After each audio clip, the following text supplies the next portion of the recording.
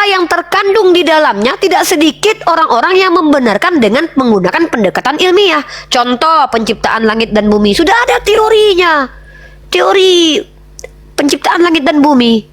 Tentang halakah dalam Al-Quran diceritakan setelah ketemu mesin USG, betul seperti lintah zigot itu. Bahwa matahari dulu tidak ada informasi matahari itu beredar, Kak. Dulu bertentangan orang, oh enggak, cuman bumi yang beredar. Ternyata matahari punya garis edar, dan itu ada dalam Al-Quran. Kenapa ketika Al-Quran tak terbantahkan sebagai kalam Allah, saya tolak ini sebagai kebenaran? Lalu harus saya terima Bible Anda yang penuh dengan kontradiksi, kesalahan ilmiah, distorsi di dalamnya, kemudian kata-kata vulgar. Bahkan bagian negara Amerika Serikat menolak Bible disebarkan luas karena ada konten vulgar dan konten kekerasan di dalamnya. Ya, artinya itu apa yang dikaruniakan oleh Allah atas diri manusia ketika di surga. Dan isi gambaran surga itu adalah sebuah kenikmatan semuanya, baik makanannya, baik pelayanannya. Ya, salah satu jenis pelayan ini adalah bidadari. Ya, orang mungkin berkata bahwasanya kenapa tidak ada bidadara, adanya kok bidadari. Allah itu lebih tahu ciptaannya manusia, antara jenis laki-laki dan perempuan. Fitrah laki-laki itu adalah selalu bahagia dalam memandang wanita. Maka diciptakanlah bidadari sebagai pelayan-pelayannya. Tapi perempuan, wanita nanti di surga itu bukan laki-laki. Ya, fitrah mereka itu, kesenangan mereka itu bukan laki-laki, tapi perhiasan.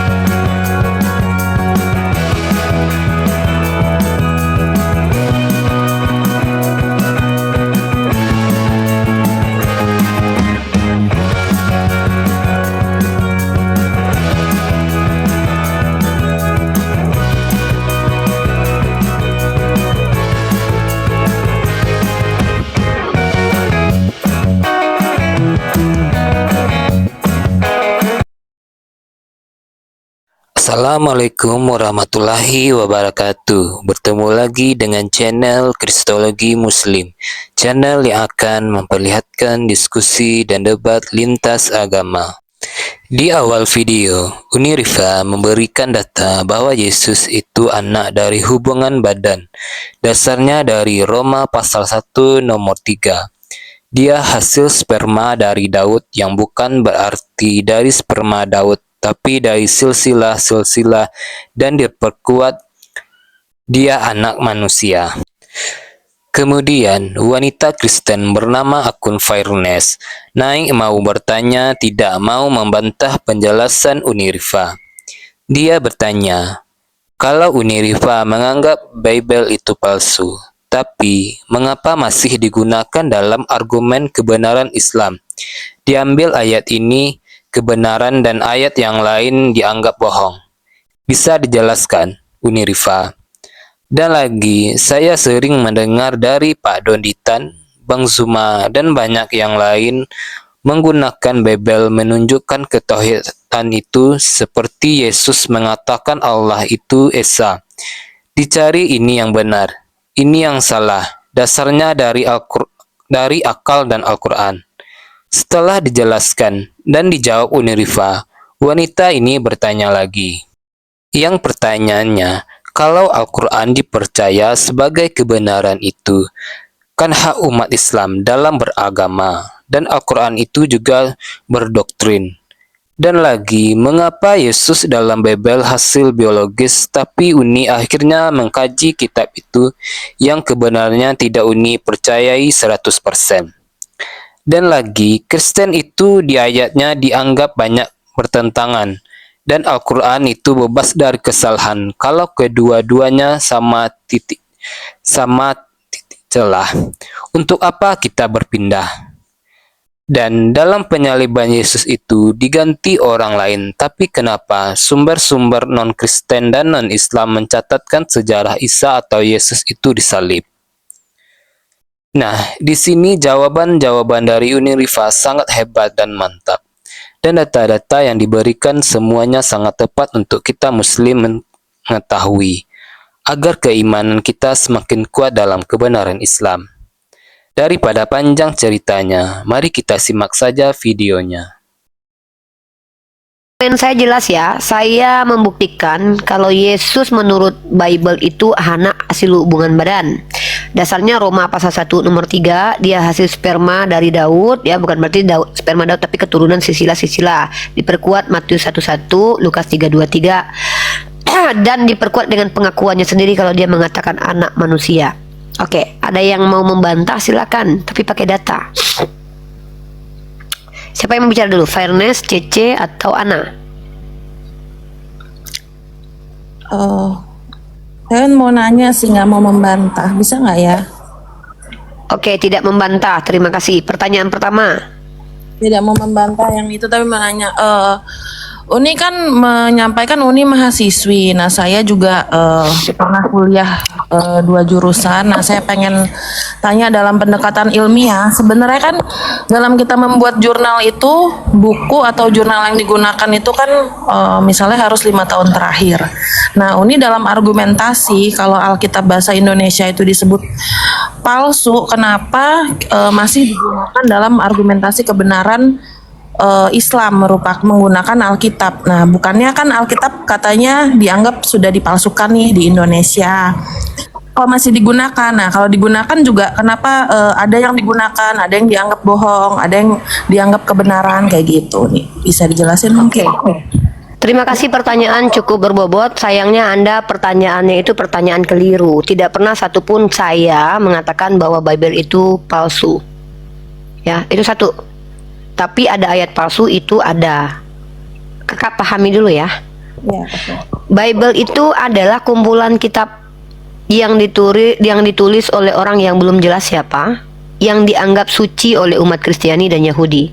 Bible terdiri dari Perjanjian Lama dan Perjanjian Baru, atau terdiri dari beberapa kitab yang disebut dengan Tanakh, Taurah, Nevi'im, dan Ketuvim. Ditambah dengan tulisan-tulisan karangan-karangan anonim, ya, yang ada Injil Sinoptik dan juga beberapa surat-surat dari Paulus. Itu yang disebut dengan Bible, Biblos, kumpulan buku. Kumpulan buku ini dianggap suci oleh orang-orang non-muslim dari kalangan agama Kristiani. Maka bagi saya kitab ini adalah kitab yang harus diselidiki, dicari tahu. Nah, bagi saya kitab ini adalah kitab yang terdistorsi, bercampur antara pengajaran yang benar menurut tradisi samawi dan pengajaran manusia, sudut pandang manusia, karangan manusia, bercampur. Maka tugas saya sebagai seorang mahasiswi adalah mengkaji dan mengujinya. Caranya apa? Dengan mempelajarinya dan mendiskusikannya, yang seperti yang saya lakukan ini.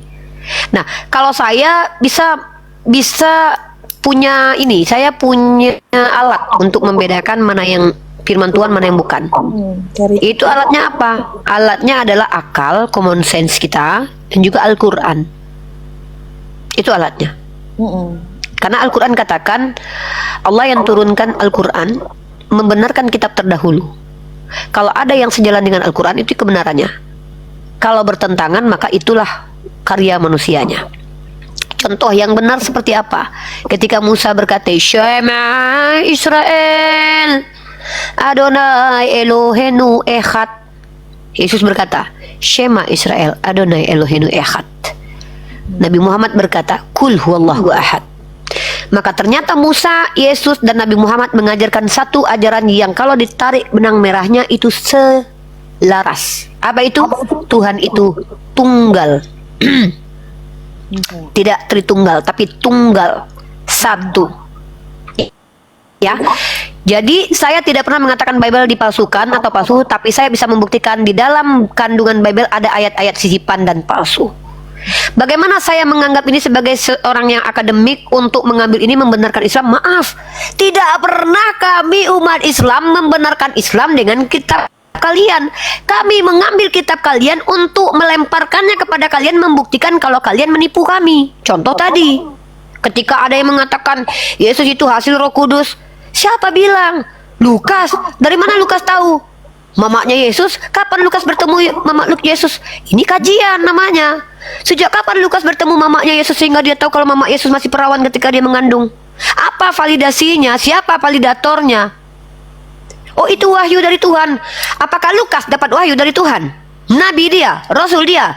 Karena yang dapat wahyu adalah Nabi. Siapa dia? Moses, Yesua, Nabi Muhammad. Gitu, dalam tradisi Samawi. Karena wahyu sendiri definisinya adalah informasi dari Tuhan untuk orang pilihannya yang disebut dengan Nabi dan Rasul. Tiba-tiba Lukas tahu kalau Maria berkata, aku masih perawan, aku hamil karena Roh Kudus. Dari mana Lukas tahu? Secara ilmiah bagaimana untuk membuktikan bahwa Lukas mendengarkan informasi yang betul, bukan karangan manusia? Karena dalam Lukas pasal 3 nomor 23 silsilah Yesus saja itu adalah hasil pendapat manusia yang nggak jelas siapa. Jadi saya sebagai mahasiswi mengkaji kitab ini. Cara mengkajinya apa? Bagaimana? Ya dengan diskusi begini, Kak. Ini proses ilmiah dalam deep dialog namanya. Saya ingin tahu kalian menerima Lukas memberitahukan itu asalnya apa, dasarnya, azasnya apa. Gitu. Ya, begitu kakakku. Silakan ditanggapi, Kak. Cuma saya sering mendengar misalnya dari Pak Donitan atau banyak banget Bang Zuma, mungkin Umi ya. Jadi penggunaan ayat Alkitab dalam menunjukkan ketahuan itu, misalnya Yesus yang kami yakini Tuhan itu sedang membilang Allah itu Esa, misalnya itu jadi di cherry pick sebagai oh ini yang benar, ini yang salah, itu dasarnya adalah akal dan Al-Quran gitu ya Kak ya. Jadi saya sih sebenarnya pengen sharing dari pandangan saya pribadi yang saya pelajarin. Jadi sebenarnya saya tidak terima dikatakan cherry pick ya, karena saya lebih fokus sudah sampaikan bahwa itu kajian. Kajian itu punya alat. Alatnya apa? Common sense dan juga Al-Quran kami. Itu bukan cherry pick. Nah, coba kalau saya bawa kita pakai sejarah deh. Yang namanya sejarah itu ajaran monoteis itu sejarahnya ada, tradisi agama Samawi. Begitu juga dengan pagan, ya. Itu pahami dulu. Yang namanya tradisi agama Samawi itu adalah ajaran yang monoteis. Pertanyaannya, yang monoteis itu yang mana? Mari kita lihat. Kalau kita sama-sama mengklaim menyambung tongkat estafet nabi-nabi Bani Israel, siapa yang sama-sama persis sama dengan orang-orang Bani Israel? Tuhan tunggal, Tuhan tidak beranak, tidak diperanakan. Itu bukan cherry pick, itu pembuktian bahwa secara sejarah pun yang mengikuti adalah Islam, bukan Kristen. Itu bukan cherry pick, tapi pembuktian namanya. Itu loh, saya nggak suka dengan diksi itu ya, itu tuduhan itu. bukan Kak, maksudnya di dalam Alkitab bahasa Indonesia ini Kak, ada yang dianggap benar, ada yang dianggap salah, itu kan berdasarkan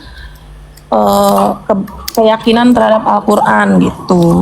Nah, Kan saya sudah bilang, Al-Quran itu alatnya Kak, untuk menentukan mana yang benar, mana yang salah. Kan begitu, itu bukan cherry pick. Tapi kami berdasarkan informasi yang kami bisa uji secara ilmiah bahwa itu dari Tuhan. Secara ilmiah loh ya, menggunakan pendekatan rasional dan juga pendekatan ilmiah secara transmisi. Ini sebenarnya kajian panjang, tapi kita fokus dulu. Kakak kan tadi sudah saya katakan, saya tidak menjadikan Bible Anda untuk membenarkan Islam, karena Al-Quran sudah cukup. Tapi saya mengutip Bible itu untuk menunjukkan kepada kalian kalau kalian itu menyimpangkan isi kandungan kitab suci kalian, gitu loh Kak. enggak sih Kak, tapi kalau ya udah nggak apa-apa. Tapi kalau kita ngomong-ngomong tentang data itu secara netral, sebenarnya ya kalau Al-Quran dipercaya sebagai kebenaran ya itu kan hak umat Islam dan itu hak dalam beragama. Tapi kalau menurut saya sebenarnya Al-Quran itu juga bias doktrin, karena data yang Mantap, ini baru kita bahas. karena Kita akan bahas ini, tapi kakak bersabar ya, karena saya harus membukakan kesalahpahaman Anda. Coba kita bahas dulu, doktrin itu apa Kak? Saya tidak mau nanti kesalahpahaman antara kita, biar kita tunjukkan siapa yang umat doktrin, siapa yang bukan. Silakan kita bahas dulu. Coba sepaham kakak doktrin apa? Biar saya ajukan juga ide dan gagasan dan pemahaman dari saya. Ini baru diskusi namanya. Silakan Kak.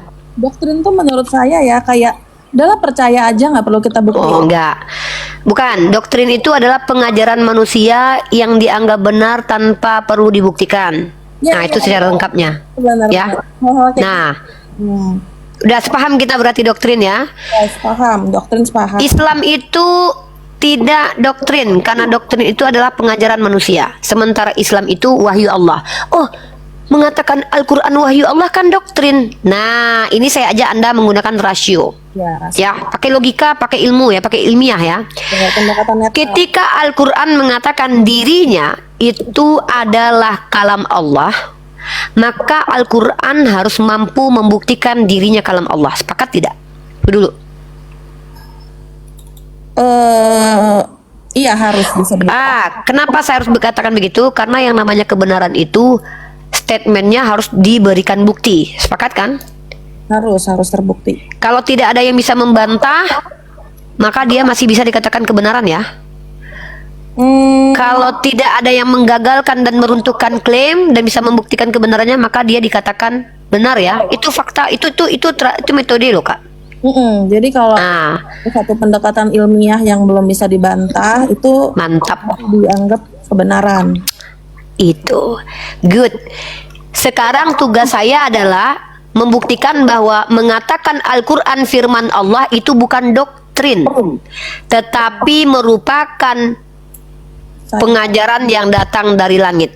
Baik, sekarang saya kasih kakak data surah Al-Hijr ayat 9. Nah, ini klaim Al-Qurannya. Saya bukakan datanya ke kakak. Pelan-pelan Kak.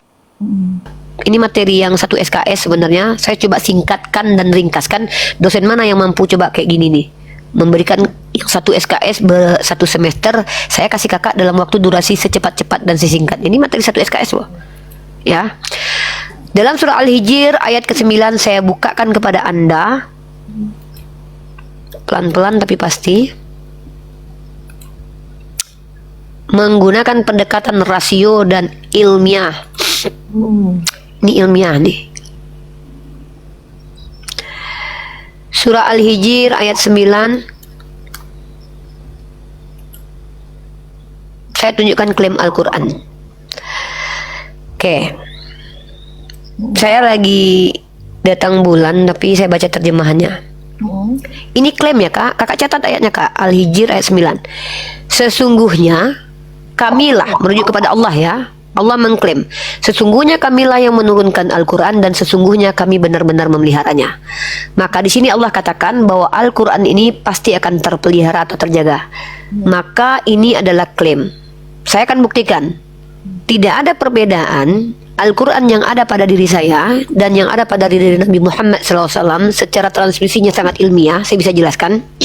Tugas Anda sebagai orang yang membawa antitesis, gugurkan ini, tunjukkan kalau Al-Quran itu terdistorsi. Seperti saya mampu tunjukkan itu terjadi di kitab Anda.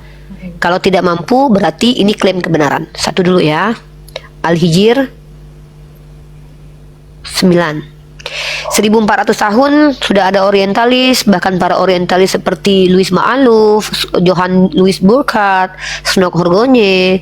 Tidak ada karya ilmiah dari mereka-mereka ini yang membuktikan bahwa Al-Quran terdistorsi. Oh, kalau Munim Siri pernah berkata seperti itu, tidak ada bukti yang dia tunjukkan, melainkan hanya klaim-klaim kosong. Dan saya bisa buktikan kalau Munim Siri itu Al-Kazab, penipu dan pendusta. Nah, dari surah Al-Hijr ini adalah klaim yang saya katakan kebenaran. Kalau ada yang bisa menunjukkan Al-Quran terdistorsi, maka saya siap untuk meninggalkan Islam.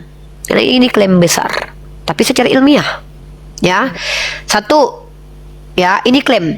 Klaim kedua, ya klaim kedua. Surah An-Nisa 82. Ya, kita lihat An-Nisa 82.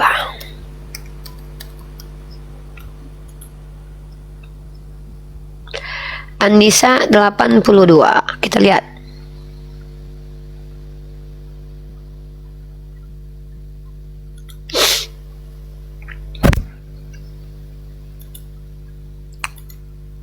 Duh, bentar ya. Laptop saya agak lelet nih. Lemet kali nih laptop.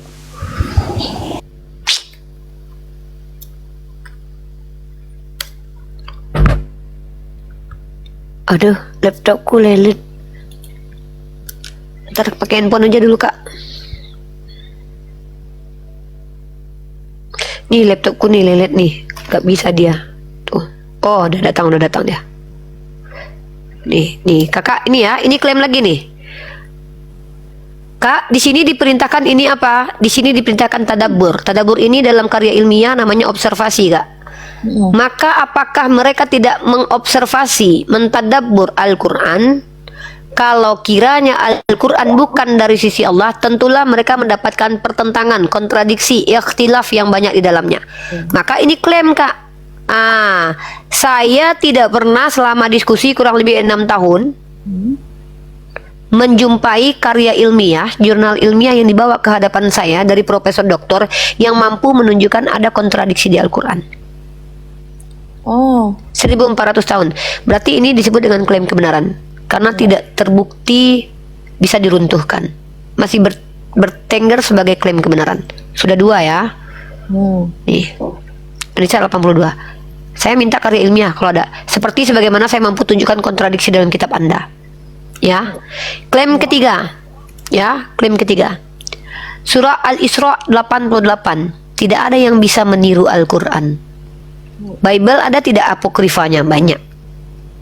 Coba tunjukkan kepada saya satu tiruan Al-Quran yang sama, yang karya, kalau memang ada karya manusia yang betul bisa menyerupai Al-Quran, tolong tunjukkan. 1400 tahun sudah tidak ada yang mampu kak. Ini maka dikatakan klaim kebenaran. Tidak ada yang mampu merubah Al-Quran dalam surah Al-Kahfi nomor 27. Tunjukkan kepada saya ada manusia yang mampu merubah Al-Quran dan kami bertentangan karenanya, sebagaimana yang terjadi di antara Yonatan Purnomo dengan Lembaga Alkitabiah Indonesia saat sekarang ini, yang mampu menunjukkan 6.000 kesalahan dalam Bible Anda. Maka 4 klaim Al-Quran ini adalah challenge untuk manusia dan jin dan hantu belau, pendeta, presiden Donald Trump, Vladimir Putin, Presiden Korea Utara, Korea Selatan, untuk membuat, menyanggah, membantah 4 klaim kebenaran Al-Quran ini. Kalau tidak ada yang mampu selama 1400 tahun, kenapa saya harus tolak ini sebagai kalam Allah? Maka kalau ini sudah diterima kalam Allah, ini bukan doktrin. Ini artinya adalah wahyu dari Tuhan yang diminta untuk dibuktikan. Kalau doktrin itu adalah pengajaran manusia yang dianggap benar yang tidak perlu dibuktikan. Ini adalah kalam Allah yang minta untuk diuji sepanjang masa, sepanjang hidup saya, sepanjang masa peradaban. Cetar. Kenapa saya harus tolak ini kalam Allah? Nah, kemudian apa yang terkandung di dalamnya tidak sedikit orang-orang yang membenarkan dengan menggunakan pendekatan ilmiah. Contoh penciptaan langit dan bumi, sudah ada teorinya. Teori penciptaan langit dan bumi. Tentang halakah dalam Al-Quran diceritakan setelah ketemu mesin USG, betul seperti lintah zigot itu. Bahwa matahari dulu tidak ada informasi matahari itu beredar kak. Dulu bertentangan orang, oh enggak, cuman bumi yang beredar. Ternyata matahari punya garis edar, dan itu ada dalam Al-Quran. Kenapa ketika Al-Quran tak terbantahkan sebagai kalam Allah, saya tolak ini sebagai kebenaran? Lalu harus saya terima Bible Anda yang penuh dengan kontradiksi, kesalahan ilmiah, distorsi di dalamnya, kemudian kata-kata vulgar. Bahkan bagian Amerika Serikat, bagian negara Amerika Serikat menolak Bible disebarkan luas karena ada konten vulgar dan konten kekerasan di dalamnya. Untuk apa saya menerima doktrin dari gereja, doktrin dari kakak yang tadi itu, sementara saya mampu menggugurkan doktrin kalian? Doktrin yang saya gugurkan pada hari ini adalah bahwa Yesus itu dikandung dari Roh Kudus. Pertama, Roma pasal 1 ayat 3 itu menurut pernyataan Paulus. Kedua, buktinya dia bersisilah dari bapaknya. Yang kedua adalah ternyata mengandung dari Roh Kudus itu berdasarkan mimpi dari Yosef. Dan ternyata Lukas yang menuliskan bahwa Maria itu masih perawan itu tidak valid. Kenapa? Siapa yang bisa menentukan seseorang perawan atau tidak? Ada pembuktiannya. Ini logika ilmiah. Maka argumen saya tentang Yesus perspektif Bible hasil anak hubungan badan itu kuat sebagaimana kuatnya batu karang di lautan. Cetar. Inilah Islam. Selamat datang di kebenaran. Tadi silakan ya, kak. Apa aja kak tadi kak? Kalau saya nih nggak menentang apa ya, nggak dikasih tahu terus menolak. Saya menurut saya biasa aja. Karena kita kan hanya belajar aja kak. Belum tentu Ya. juga. Sekarang saya bawa paradigma berpikirnya sama kakak. Kenapa saya bisa berani mengatakan bahwa Yesus dalam perspektif Bible itu adalah hasil anak hubungan biologis? Tapi Ya. kakak tadi ya berarti Yesus dalam Bible tuh hasil biologis, tapi kakak itu akhirnya mengkaji, artinya kakak mengkaji kitab yang kebenarannya tidak diyakini 100% oleh kakak lah, artinya gitu ya. Nggak apa-apa Kak, yang namanya mengkaji itu kan bukan berarti kita gini loh, skeptis itu bukan menentang saja. Kenapa saya kaji? Untuk membuktikan yang namanya kontradiksi itu ada diksi-diksi yang kontra. Di antara diksi yang kontra itu, yang paling kuat yang mana? Maka common sense kita berfungsi. Contoh kayak gini. Ketika di dalam 1 Samuel dan 1 Tawarikh, di Samuel dikatakan, bangkitlah pula murka Tuhan. Ketika murka Tuhan bangkit, dia menghasut Daud untuk menghitung Bani Israel. Di dalam Tawarikh, bangkitlah murka iblis. Iblis bangkit untuk membujuk Daud. Ada 2 kontradiksi di situ. Maka common sense kita berfungsi. Mustahil iblis bisa bangkit marah, maka kita katakan itu Tuhan. Tapi bagaimana kita menggunakan akal kita bahwa sebenarnya ayat ini telah disimpangkan. Ada orang yang salah memahami, ada orang yang salah mendengarkan. Maka bisa jadi keduanya salah atau salah satunya benar. Kita ambil probabilitas kalau salah satunya benar. Maka yang paling benar yang mana? Gunakan common sense. Itu yang saya lakukan. Common sense saya berfungsi. Dalam kitab kalian itu ada tokoh-tokoh yang dituduhkan sebagai tokoh-tokoh yang dimaksud. Contohnya gini. Yesus yang dikatakan terkutuk, yang mati di tiang salib, itu adalah anak hasil hubungan biologis. Kenapa saya katakan begitu? Karena yang namanya anak Roh Kudus, anak yang dikandung dari Roh Kudus, merujuk kepada Isa Al-Masih putra Maryam, itu mustahil mati konyol. Kenapa? Bukankah ada dembuatannya? Jangankan dia mati, terantuk batu pun tidak diizinkan.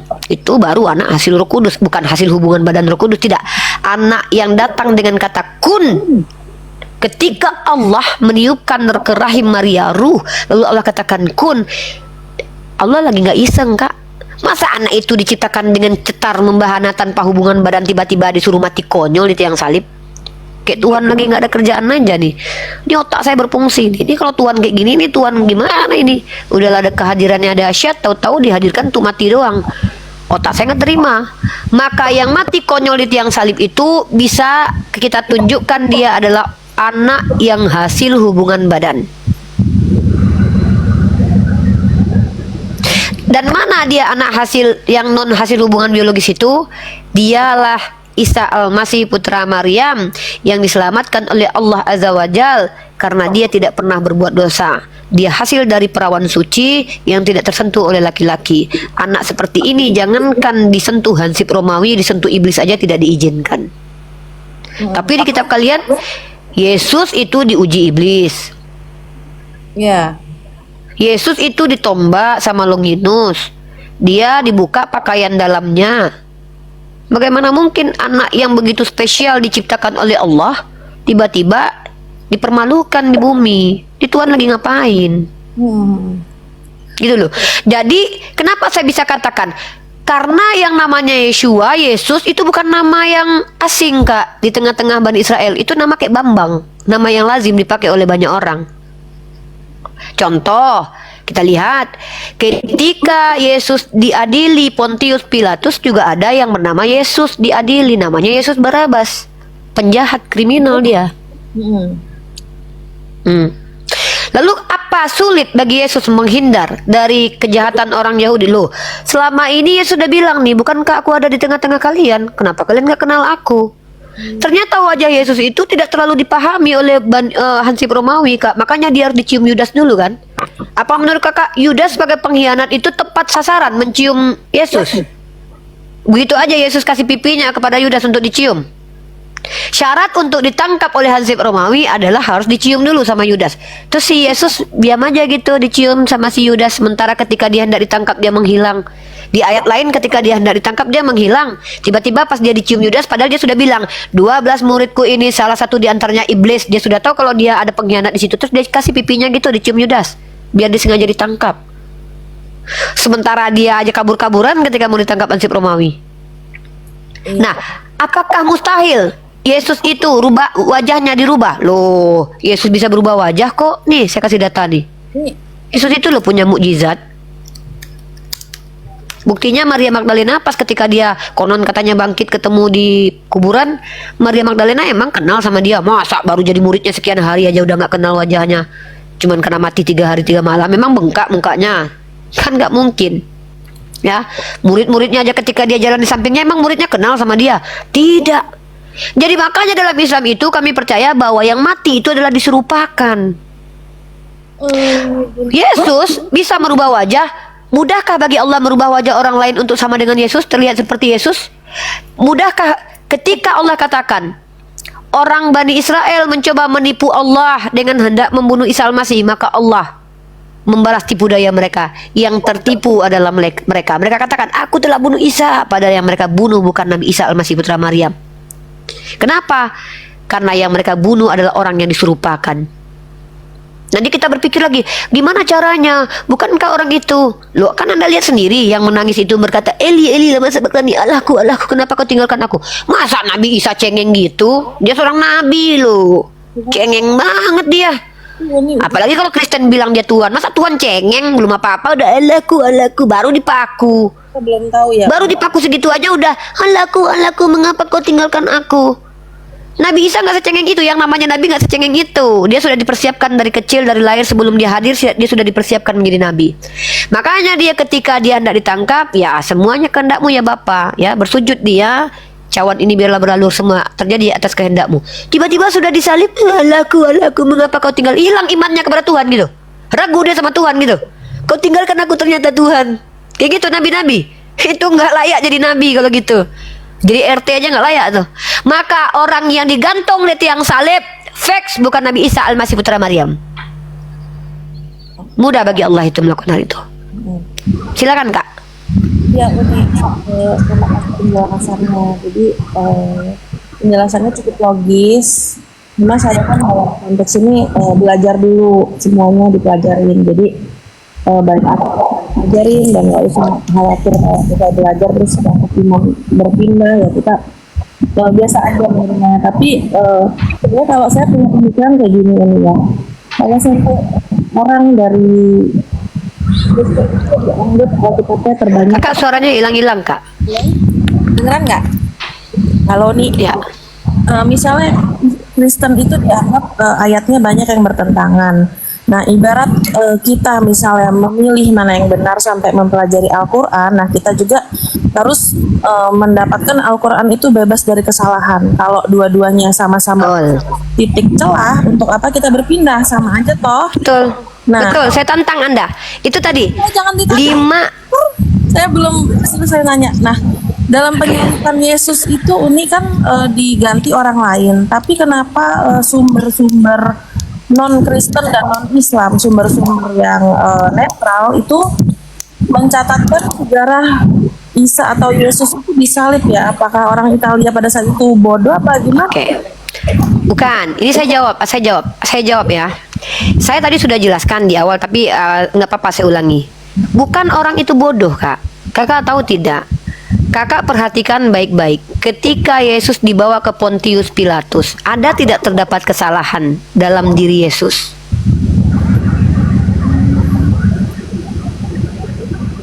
Coba saya tanya sama kakak. Kalau yang Nggak, kakak kan tahu. Kita kalau bicara tentang tradisi zaman dahulu, kalau kita lihat tradisi zaman dahulu, hukuman itu diberlakukan kepada orang yang salah atau kepada orang yang tidak salah, Kak. Karena gini, kalau kita pakai zona politik nih, Kak ya, kalau seandainya Romawi melakukan kesalahan pada waktu itu, Kak, maka itu menciderai kekuasaan Romawi sebagai penjajah. Dan ingat pada waktu itu mereka memimpin imam-imam Yahudi loh. Imam-imam Yahudi ini bukan orang-orang yang tidak berpengaruh, Kak. Mereka adalah orang-orang berpengaruh. Mereka adalah petinggi-petinggi dari kalangan Bani Israel, walaupun mereka di bawah penjajahan. Mereka menyerahkan si Yesus ini yang kata mereka telah menghina secara akidah untuk disalibkan. Salib itu merupakan hukuman dari Romawi, bukan hukuman dari Yahudi. Karena dalam Yahudi menghujat nama Tuhan hukumnya harus dirajam. Coba kakak lihat dalam Sanhedrin. Sanhedrin menuliskan dia mati dirajam loh, baru digantung. Tapi orang Romawi mengatakan bahwa dia disalib. Begini kak, bukan mereka bodoh, tapi antara Romawi dan Yahudi memiliki perspektif masing-masing. Kenapa? Karena memang mereka mendapatkan isu-isu omong-omong dari orang doang. Karena memang tidak bisa kita runutkan mata rantai informasinya itu betul-betul mendapat informasi yang valid. Contoh, kalau penulis kitab Matius itu semua adalah murid Yesus, coba kakak tahu tidak? Ketika Yesus ditangkap semua murid lari. Iya. Lalu siapa yang menceritakan tentang penyaliban ini? Oh, Longinus. Kalau memang Longinus menceritakan sesuatu yang benar, apa dasarnya? Apa dasarnya? Dasarnya saya minta. Bisakah menerima pernyataan dari Hansip Romawi yang adalah seorang penjahat? Ingat, Longinus itu jadi santo loh sekarang loh. Nah, jadi informasi yang kalian terima itu adalah informasi dari orang-orang yang brutal, yang sudah tidak berpikir lagi, orang-orang jahat dengan egonya, di mana mereka adalah yang penting mereka sudah membunuh Yesus. Yahudi mengatakan kami telah membunuh Yesus, Romawi mengatakan kami telah membunuh Yesus. Jadi ini adalah informasi yang berseliweran. Makanya salah satu apokrifa surat Petrus, kalau tidak salah saya punya bukunya itu, dan bukunya ada di Klaten ya, judulnya adalah Pemahaman Alkitabiah yang ditulis oleh William Barclay. Ada salah satu surat atau apokrifa yang menceritakan bahwa Yesus yang asli secara insani disalib, tapi Yesus yang asli itu sedang berbicara dengan salah satu muridnya di dekat Bukit Tengkorak. Itu ada datanya saya Pak, Mbak, dalam buku William Barclay. Kalau kakak punya tuh berjilid-jilid tuh William Barclay menulis. Itu terdapat dalam apokrifa. Nah, kalian kan percaya kanon kitab ini, bahwa kitab ini yang benar adalah ini, yang lain tidak benar karena tidak mendukung teologi kalian. Sementara informasinya berseliweran banyak. Jadi bukan mereka bodoh, tidak, tapi kalian mendapatkan informasi dari orang-orang yang bahkan tidak jelas, informasi yang tidak bisa dipertanggungjawabkan. Apakah informasinya memang seperti itu? Itu belum pasti. Nah, Flavius Josephus sebagai seorang sejarawan menuliskan bahwa memang si Yesus mati. Kenapa? Karena dia orang Yahudi. Semua Yahudi percaya nabi palsu itu mati, dirajam tapi bukan disalib. Nah, masalahnya kenapa dalam Bible ditulis disalib? Kan ada beda antara tradisi sejarahnya orang Yahudi dengan Bible aja udah beda tuh. Maka inilah saya katakan ada berseliweran tentang Yesus ini. Maka ketika sudah banyak cerita tentang Yesus, Tuhan yang sesungguhnya, Tuhan yang benar-benar Tuhan itu tidak mungkin membiarkan manusia bergoncang satu sama lain di dalam sesuatu yang tidak jelas. Maka begitulah cara Tuhan. Ketika suatu daerah sudah banyak penyesatan, Tuhan utus Rasul, Tuhan utus panduan. Makanya hadirlah Nabi Muhammad SAW memberikan informasi yang sebenarnya. Saya sudah buktikan Al-Quran kalam Allah dari 4 diksi yang tak mampu dibantah. Saya juga challenge cara membuktikan informasi dari seseorang itu dia adalah Nabi adalah dengan tunjukkan kalau dia pernah berdusta. Tunjukkan kepada saya secara ilmiah Nabi Muhammad itu pernah berdusta atau tidak. Seperti saya bisa tunjukkan Paulus itu pernah berdusta. Ya, kalau Paulus pernah berdusta. Nah, kemudian ketika saya bisa buktikan Nabi Muhammad Nabi betulan secara ilmiah, Al-Quran adalah firman Allah betulan secara ilmiah. Nah, maka inilah informasi yang real tentang Yesus, bahwa dia tidak disalib, tidak dibunuhkan, tetapi diselamatkan oleh Allah. Karena yang namanya nabi asli itu pasti diselamatkan. Rasul asli pasti diselamatkan. Abraham diselamatkan dari kematian dibakar oleh Raja Namrud. Yunus, bahkan Yesus sendiri berkata, angkatan yang jahat ini tidak akan mendapatkan penglihatan kecuali tanda Yunus. Apa tanda Yunus? Mukjizat pada Yunus apa? Masuk perut ikan. Harusnya kalau kita berpikir dia mati, dimakan ikan. Tapi ternyata dia hidup dan berdoa. Itulah yang terjadi kepada Yesus yang dianggap mati padahal dia hidup. Makanya kami katakan dia belum meninggal. Gitu. Nah, jadi buktikan kepada saya bahwa penyaliban itu adalah sesuatu yang rasional. Kalau itu dikatakan sejarah yang mencatat dia mati. Itu sejarah menurut orang Yahudi. Tapi sejarah dia bangkit, siapa yang bilang? Ada nggak sejarawan yang mengatakan Yesus bangkit, terbukti bangkit? Tunjukkan ke saya sejarawannya. Belum cari gitu. Kalau Al-Quran itu tidak bersandar kepada sejarah. Al-Quran informasi Tuhan. Validasinya boleh pakai sejarah, tapi Al-Quran tidak bersandar pada sejarah. Masa Tuhan informasi bersandar pada kebenaran yang dibawa orang lain? Kebenaran dari manusia itu tidak absolut. Sejarah, contoh sejarah itu tidak absolut. Bukti, 300 sekian tahun menurut sejarah yang kita pelajari di SD, Indonesia dijajah Belanda, ternyata dikritisi oleh sejarawan kontemporer. Itu bukti sejarah itu tidak absolut. Maka bagaimana mungkin firman Tuhan bersandar kepada karangan manusia yang tidak absolut? Ya. Secara tahun 2024 metode berkembang keilmuan, cara validasi dan validator berkembang, tiba-tiba kalian bersandar kepada hasil manusia. Nggak bisa. Saya bersandar kepada informasi dari Tuhan. Cara membuktikan betul-betul dari Tuhan kayak mana? Ya itu saya sudah kasih data tadi, bantahan. Bantah saja itu. Kalau ada yang mampu membantah itu berarti fik Al-Quran bukan firman Allah. Ya sudah, kalau mau ini Itu rasional, Kak. Itu pertimbangan rasional, itu pertimbangan ilmiah. Kita menggunakan common sense. jadi kalau misalnya belum bisa terbantahkan apapun yang tertulis itu, walaupun belum bisa dibuktikan, kita percaya iman. Nah, jadi ini saya masuk karena ini cara memahami Al-Quran. Al-Quran itu memuat dua dimensi. Dimensi fisik dan metafisik. Metafisik atau beyond logic bukan berarti unlogic. Jangan samakan. Unlogic artinya bertentangan dengan akal, beyond logic artinya di luar penalaran. Mukjizat itu sesuatu yang di luar penalaran. Orang beragama dengan orang ateis bedanya apa? Percaya sesuatu yang terjadi di luar nalar itu benar-benar ada. Itu orang beragama loh. Kalau tidak percaya itu jadi ateis aja sudah. Nah, unlogic artinya bertentangan. Pada saat bersamaan segitiga, tapi dia juga segi empat. Nah, itu unlogic tuh. Itu bukan beyond logic. Tapi kalau kita bicara tentang berapa jumlah galaksi di bumi, ya, itu dua dimensi juga tuh. Beyond logic, di luar nalar. Kenapa? Penalaran kita itu muncul karena adanya stimulus. Stimulus itu adalah sesuatu yang dipaparkan kepada indera kita. Mata yang kita lihat, kulit yang kita rasa. Anda tahu kan dalam ranah psikologi arti persepsi apa? Persepsi itu adalah hasil stimulus yang keluar. Konsep apa? Abstraksi dari hasil kognitif kita. Kita berpikir itu sebelum diolah di pikiran itu tentu ada stimulus masuk. Kita katakan ini merah karena kita sudah lihat dengan mata, baru terkoneksi di kognitif kita. Kita sepakati secara konsensus istilah untuk ini namanya merah. Nah, jadi beyond logic artinya di luar penalaran. Bagaimana mau menalar sesuatu yang belum terindra? Maka kita bisa menalarkan sesuatu yang terindra. Tapi sesuatu yang belum terindra kita bisa juga menjelaskan dengan rasio, apa pertimbangan. Makanya keberadaan Tuhan itu dengan rasio. Kalau begini maka begini, kalau begitu maka begini. Itu namanya rasio, pertimbangan akal. Maka secara rasional Tuhan itu ada.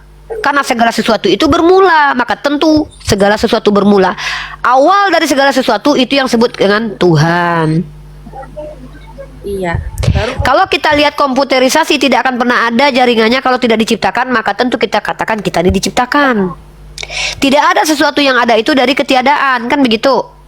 Segala sesuatu itu ada dari adanya entitas. Nah, itu yang disebut dengan Tuhan atau sumber dari segala sesuatu. Atau yang disebut dalam istilah filsafatnya apa itu? Prima causa. Causa prima. Ini tadi saya menanya hal yang sama, penalaran terhadap agama. Kan dalam sejarah agama Samawi ini kan ada mujizat agama kan.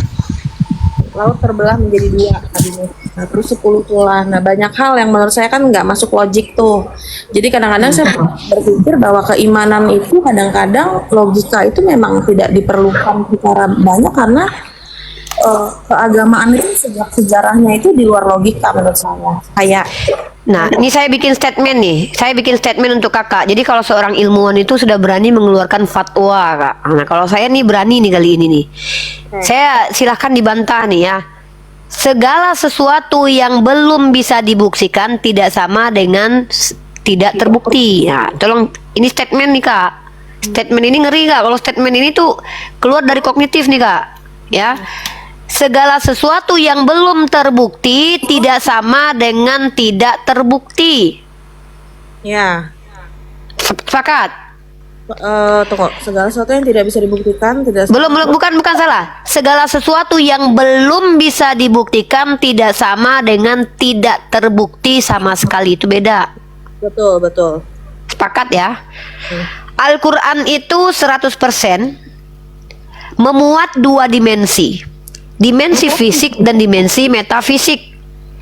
Ketika dimensi fisik terbukti 70%, yang metafisiknya 30%, kenapa harus menolak yang metafisik sementara yang fisik terbukti 70%? Artinya yang 30% ini belum terbukti. Apa yang belum terbukti itu? Informasi gaib namanya. Informasi supranatural namanya. Informasi biologik namanya. Apa informasi tersebut? Informasi yang terjadi dahulu kala tanpa ada saksi mata, yang disebut dengan informasi gaib juga, karena gaib dalam istilah bahasa Arab sesuatu yang tidak ada pada tempatnya. Ya. Kemudian informasi yang akan datang, yang akan kita lalui. Kemudian informasi yang di luar penalaran kita, seperti terangkatnya Nabi Muhammad Isra dan Miraj. Seperti terangkatnya Elia dengan kereta kencana. Itu informasi gaib. Nah, tapi masalahnya adalah di Al-Quran kami dipaksa. Memang ada paksaan tuh. Tapi paksaan itu bukan berarti kalian disuruh diam. Kata Allah, ini benar loh. Oke. Tapi kata Allah, buktikan kalau ini salah. Jadi doktrin beda gak? Kalau doktrin itu pengajaran manusia yang dianggap benar, yang tidak perlu diuji. Itu pengajaran nih, besar luas cakupannya tuh. Seperti doktrin gereja Katolik dengan sistematika ajarannya, doktrin gereja Protestan bahwa ini sola scriptura, Bible nggak pernah salah. Itu doktrin. Dogma beda lagi kak. Dogma adalah opini manusia yang mapan, dianggap benar dan tidak dibuktikan. Contoh, dogma infalibilitas Paus, bahwa Paus itu tidak akan salah mengajar. Itu dogma. Tidak boleh diuji, pokoknya nggak usah diuji Paus, dia benar sudah. Tapi Al-Quran adalah wahyu Allah yang minta dibuktikan. Nah, ini bukan doktrin, bukan dogma. Tidak bisa dikatakan doktrin, tidak bisa dikatakan dogma. Karena Al-Quran ini adalah wahyu, dari kata wa, ha, dan ya, artinya informasi, komunikasi yang transenden dan imanen. Transendennya mana? Dari Allah kepada Rasulullah, transenden itu.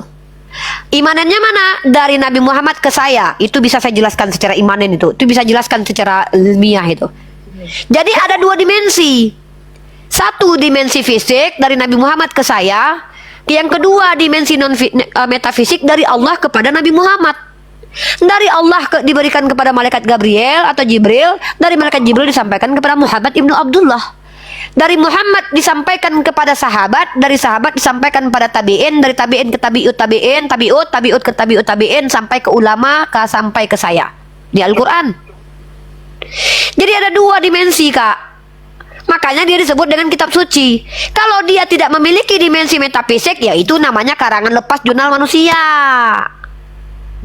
Jadi alasan Al-Quran dikatakan kitab suci adalah memuat dua dimensi, dan itu dari Tuhan, informasi dari Tuhan yang tidak bercampur dengan pendapat perkataan manusia, dan dia terjaga kesuciannya, tidak terdistorsi, tidak terselewengkan, dan dia tak terbantahkan klaimnya, dan ilmiahnya bisa dibuktikan. Tapi biologiknya nanti dibuktikan ketika kita bertemu dengan apa yang dijanjikan. Apa itu? Nanti di yaumil hisab kita jumpa. Itu non fisik, metafisik. Yang belum bisa dibuktikan ya Uni ya. Oh iya dong. Karena ada yang dijanjikan. Apa yang dijanjikan? Surga neraka. Bisa saya membuktikan secara empiris surga dan neraka? Nggak bisa. Karena surga dan neraka adalah janji Tuhan. Tapi bisa nggak saya jelaskan secara ilmiah surga dan neraka ada? Saya bisa jelaskan. Surga dan neraka adalah, itu kan bahasa Sanskerta, itu bukan bahasa Al-Quran. Al-Quran itu menggunakan kata jannah. Jannah artinya kebun. Kalau kita bicara tentang kebun, saya tanya deh, siapa sih manusia yang tidak ingin punya kebun di dunia ini, yang semua tumbuhan itu ada, dan ada tempat berteduh yang lagi nikmat, ada air mengalir di bawahnya. Saya tanya, siapa satu manusia menolak itu sebuah kenikmatan? Tunjuk tangan. Kalau Nabi Muhammad itu bukan dari Tuhan, kenapa dia bisa merepresentasikan kenikmatan yang luar biasa yang diidam-idamkan semua manusia? Anda tanya ke orang-orang di Eropa sana yang punya uang banyak, apa yang mereka butuhkan? Apakah mereka tidak membutuhkan satu villa di tempat yang indah, ditumbuh-tumbuhi tumbuh-tumbuhan dengan mengalir air di bawahnya? Tunjuk sama saya ada manusia yang tidak mau itu. Itu kenikmatan yang paling tinggi yang diterima secara ini.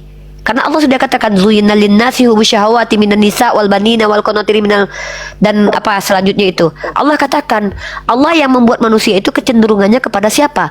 Kepada istrinya kesenangannya, kepada anak-anaknya, kepada harta bendanya, keretanya. Maka jannah yang Allah janjikan itu adalah ada istri, pasangan-pasanganmu yang lagi indah, yang bisa kau nikmati, anak-anakmu berkumpul bersamamu, dan kemudian harta benda yang melimpah yang kau nikmati.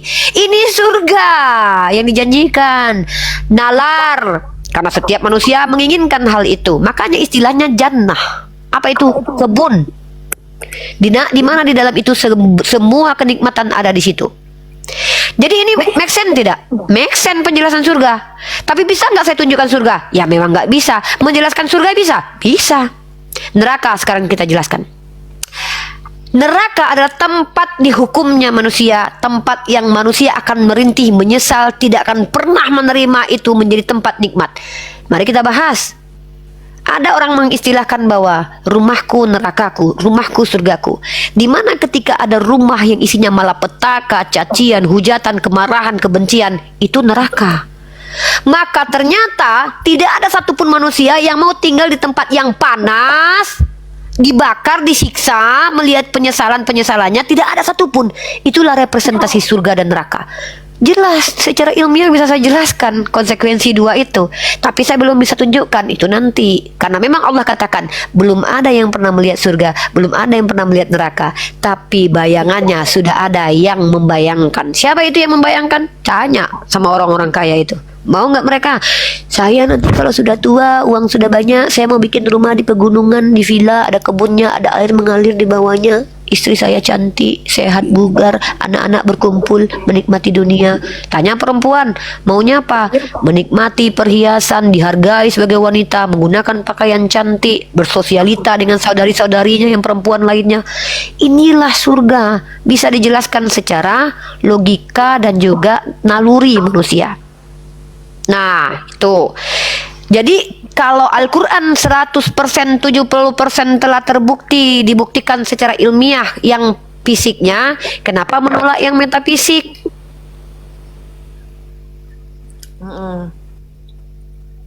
Gitu. Oke, Uni. Makasih penjelasannya. Mungkin terakhir lah ya, takut kepanjangan. Saya menanyakan mengenai hidayah, Uni. Hidayah itu kan hidayah itu pemberian Tuhan atau keputusan kita. Sebab mantap. Anak Ini bagus nih. 93, seandainya Allah berkehendak, saya baca terjemahannya ya. Niscaya dia menjadikanmu satu umat saja. Akan tetapi dia menyesatkan yang siapa dia kehendaki dan menunjuk siapa ia kehendaki. Nah, maksudnya saya kan mempelajari, saya hanya membaca terjemahannya ini ya. Jadi ada beberapa ayat di mana seolah hidayah itu adalah takdir Tuhan. Jadi kita seperti tidak bisa apa-apa gitu. Kalaupun kita mempelajari, banyak loh orang tuh sudah menemukan Islam tuh agama yang logis, tapi hatinya nggak terketuk. Mungkin salah satunya saya. Makanya saya tuh mempelajari Islam itu logis, dan saya sering menemukan dalam Al-Quran itu seperti hidayah itu adalah takdir. Karena kenapa Allah itu menciptakan neraka kalau semua orang tuh akan masuk surga? Berarti mungkin ada orang-orang yang udah ditentukan untuk masuk ke neraka. Dan saya menemukan beberapa ayat yang saya lupa, yang saya ingat anak hal ini, bahkan dia menyelesaikan apa yang dia kehendaki, memberi petunjuk kepada siapa kehendaki. Jadi cuma pengen hidayah itu seperti apa, Uni? Karena saya ngerasa sebagai manusia itu punya keterbatasan. Gitu, terima kasih. Mantap, Masya Allah, ini pertanyaan luar biasa, pertanyaan berkualitas, di mana pertanyaan ini menggali pengetahuan saya dan pembelajaran saya. Jadi gini, ada istilah qada dan qadar. Menurut keterangan dari Ustadz Muhammad Nuruddin di podcast beliau menjelaskan ada perbedaan antara qada dan qadar. Qadar, apa yang Allah tetapkan, berdasarkan pengetahuan Tuhan. Contohnya gini, Anda besok mau makan capcay, itu Tuhan sudah tahu sebelum Anda makan capcay. Paham ya? Jadi ketetapan Anda bahwa besok Anda makan capcay itu adalah ketetapan yang mana Anda pilih dari keinginan Anda yang sudah Allah ketahui. Kodoknya adalah ketika Anda makan capcay, itu kodok terjadi. Nah, qada dan qadar artinya adalah takdir yang Allah tentukan, di mana ketentuan itu berdasarkan pengetahuan Allah. Hidayah Anda, hidayah itu izin Allah atas pilihan Anda. Itu kata tepat yang bisa saya kasih tahu. Dalilnya mana? Allah tidak akan merubah suatu kaum sebelum kaum itu merubah dirinya sendiri. Jadi memang kehendak Allah. Nah, kenapa kemudian kita lihat ada loh orang baik, tapi kenapa dia tidak menjadi Islam? Dia baik banget loh, Mahatma Gandhi contohnya, bahkan mendapatkan Piala Nobel. Terlihat baik belum tentu baik, terlihat baik belum tentu benar, terlihat benar belum tentu benar. Yang tahu adalah Allah. Kenapa?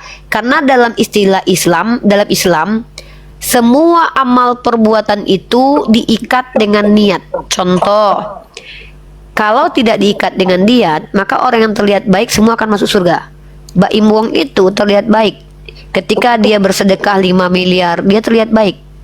Apakah dia dapat pahala? Mari kita uji dulu.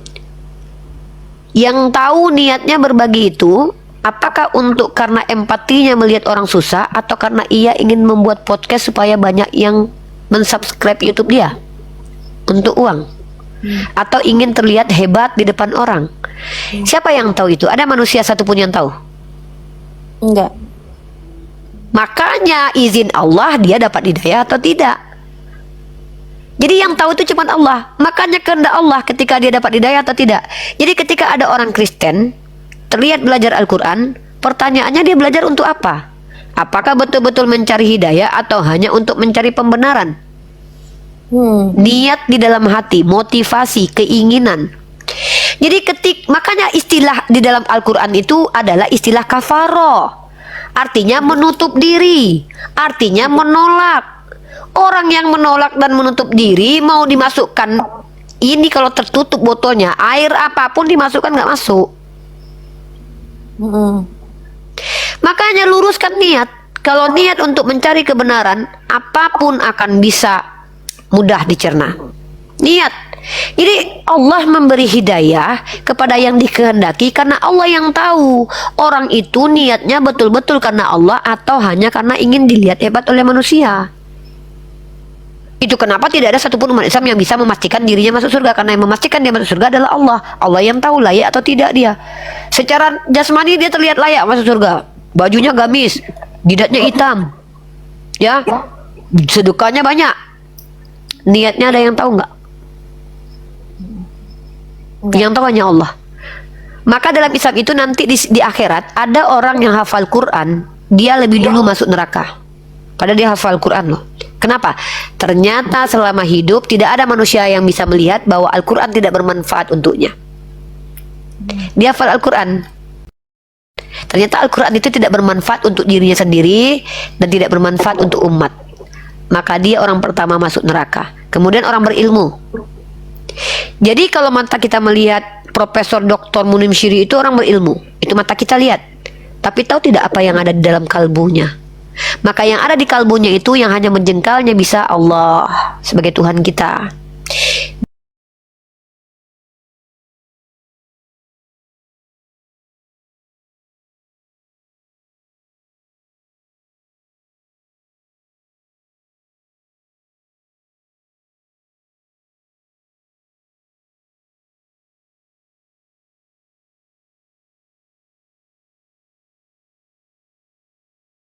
Allah yang tahu. Maka berdasarkan niat, berdasarkan pahala, berdasarkan dosa, tiga ini yang tak mampu dilihat manusia, yang hanya bisa dilihat Allah, inilah yang menjadi asbab orang itu ke surga atau ke neraka. Tapi tiga ini ada karena pilihannya sendiri. Makanya Nabi Muhammad mengatakan begini, umatku dijamin masuk surga kecuali bagi yang tidak mau. Artinya itu pilihan. Nah, contohnya gini deh, Allah sudah takdirkan Anda besok bukan meninggal lah, Anda besok misalkannya masuk ke dalam sebuah lubang, ya. Tapi ketika Anda sebelum masuk lubang itu, ya, bukankah Anda sudah tahu kisi-kisi lubang seperti apa bentuknya, jalan berlubang seperti ini, apakah Anda hati-hati atau tidak? Ada common sense. Allah sudah kasih common sense dulu tuh. bahwa kalau jalan di sini nanti berlubang nih, orang udah pernah jatuh di situ. Ketika Anda sudah diberi common sense, akal, hati nurani, perasa, indera, lalu Anda masuk ke dalam lubang, yang salah Tuhan atau Anda?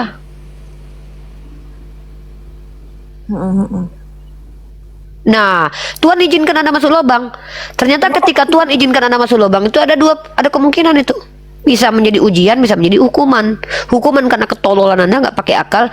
Ujian supaya Anda tahu jatuh rasanya begini, sehingga Anda tidak mau jatuh lagi nanti. Diuji Anda. Kalau Anda orang yang tangguh, bangkit dari keterpurukan, naik. Jadi ada dua kemungkinan, terserah, itu urusan Anda nanti. Prasangka hambaku, aku seperti prasangka hambaku. Kalau saya lebih berprasangka bahwa setiap musibah yang saya dapatkan adalah penghapus dosa saya. Maka begitulah ketentuan. Itu prasangka kita terhadap Allah, ya seperti itu. Mau kita ya begitu. Kita yang mau begitu sudah. Saya lagi diazab Allah ini, ya sudah mau begitu. Jadilah seperti yang kau mau, kan gitu kata Yesus kan? Iya, iya. Nah, jadi inilah Islam. Islam itu make sense. Nah, ketika hari ini kamu tidak menerima Islam, itu bukan Allah yang tetapkan kalau kau nggak bisa jadi Islam, tidak. Tapi kau yang tak mau memilih. Contoh Firaun. Jadi gini, kenapa orang tidak layak jadi Islam? Bisa jadi karena dia itu adalah orang yang menyimpan kebusukan di hatinya. Bisa jadi orang ini ketika dia masuk Islam justru akan menghancurkan Islam. Jadi ada sebab-sebab itu. Allah tahu tidak itu akan terjadi, tahu. Makanya orang ini tidak layak jadi Islam. Walaupun dia terlihat layak bagi pandangan manusia. Seperti Mahatma Gandhi lah, dia punya hadiah Nobel. Kenapa dia tidak diizinkan? Kenapa? Karena kita tidak tahu sepanjang kehidupannya perbuatan keji apa yang telah dia lakukan. Hanya Allah yang tahu. Seperti Firaun contohnya. Firaun itu berapa kali Musa datang kepada dia itu dengan lembut. Tapi dia tidak layak dapat Islam. Makanya Allah izinkan ketika dia mau bersyahadat, ditendang lumpur ke mulutnya oleh malaikat Jibril. Maka dia tidak jadi bersyahadat. Kenapa? Ya Allah izinkan itu. Karena memang dia tidak layak. Nah, orang yang layak itu orang yang mencari. Karena dalam Islam, apa yang kau cari itu yang kau dapatkan. Anda tidak cari, tiba-tiba dapat. Emang siapa Anda? Enak aja. Tidaklah sama orang belajar dengan orang tidak belajar. Kalau pemahaman orang belajar sama dengan orang tidak belajar, seperti di Kristen, asal punya Roh Kudus, apa guna kita belajar?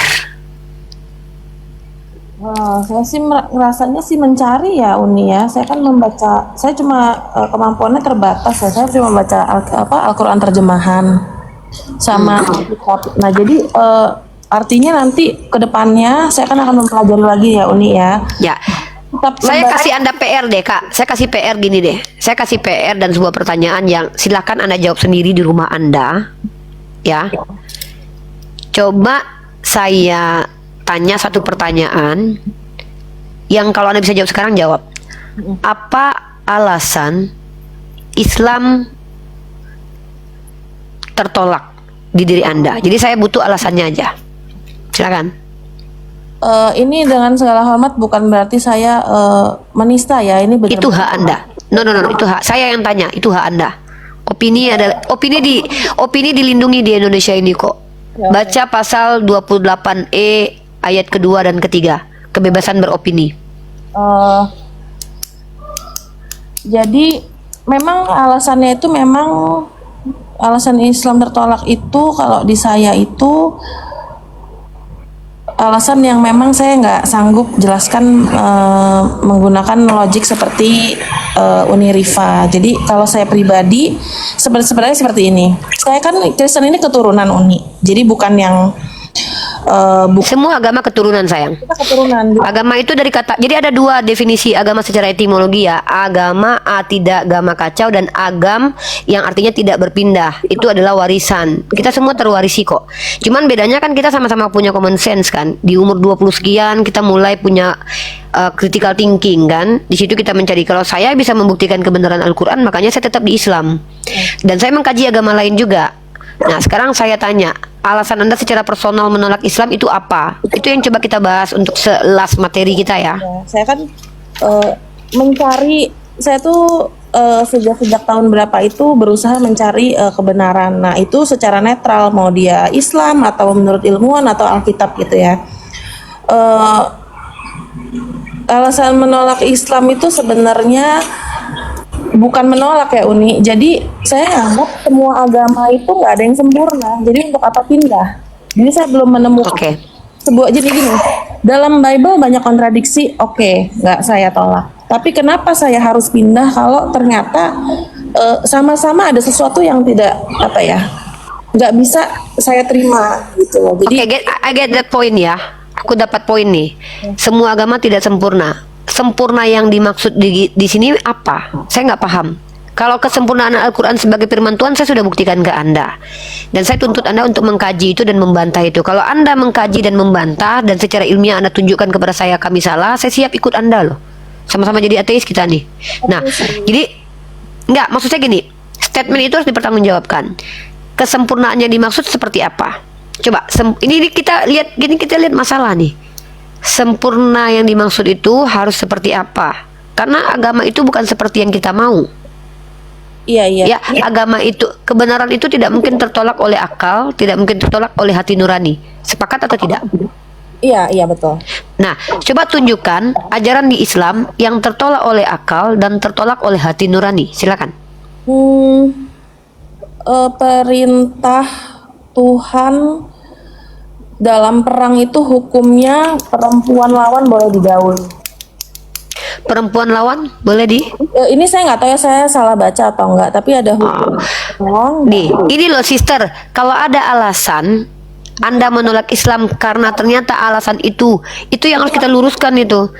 Ternyata alasan itu muncul dari ketidaktahuan Anda, saya berhak untuk luruskan itu. Oke. Nah, baik. Sekarang kita bahas itu. Bahwa Anda menolak Islam karena menurut Anda di dalam Islam itu boleh menggauli tawanan. Iya. Kurang lebih seperti itu. Boleh saya tahu Anda menggunakan dalil yang mana? Aduh. Udah lupa sih Uni ya.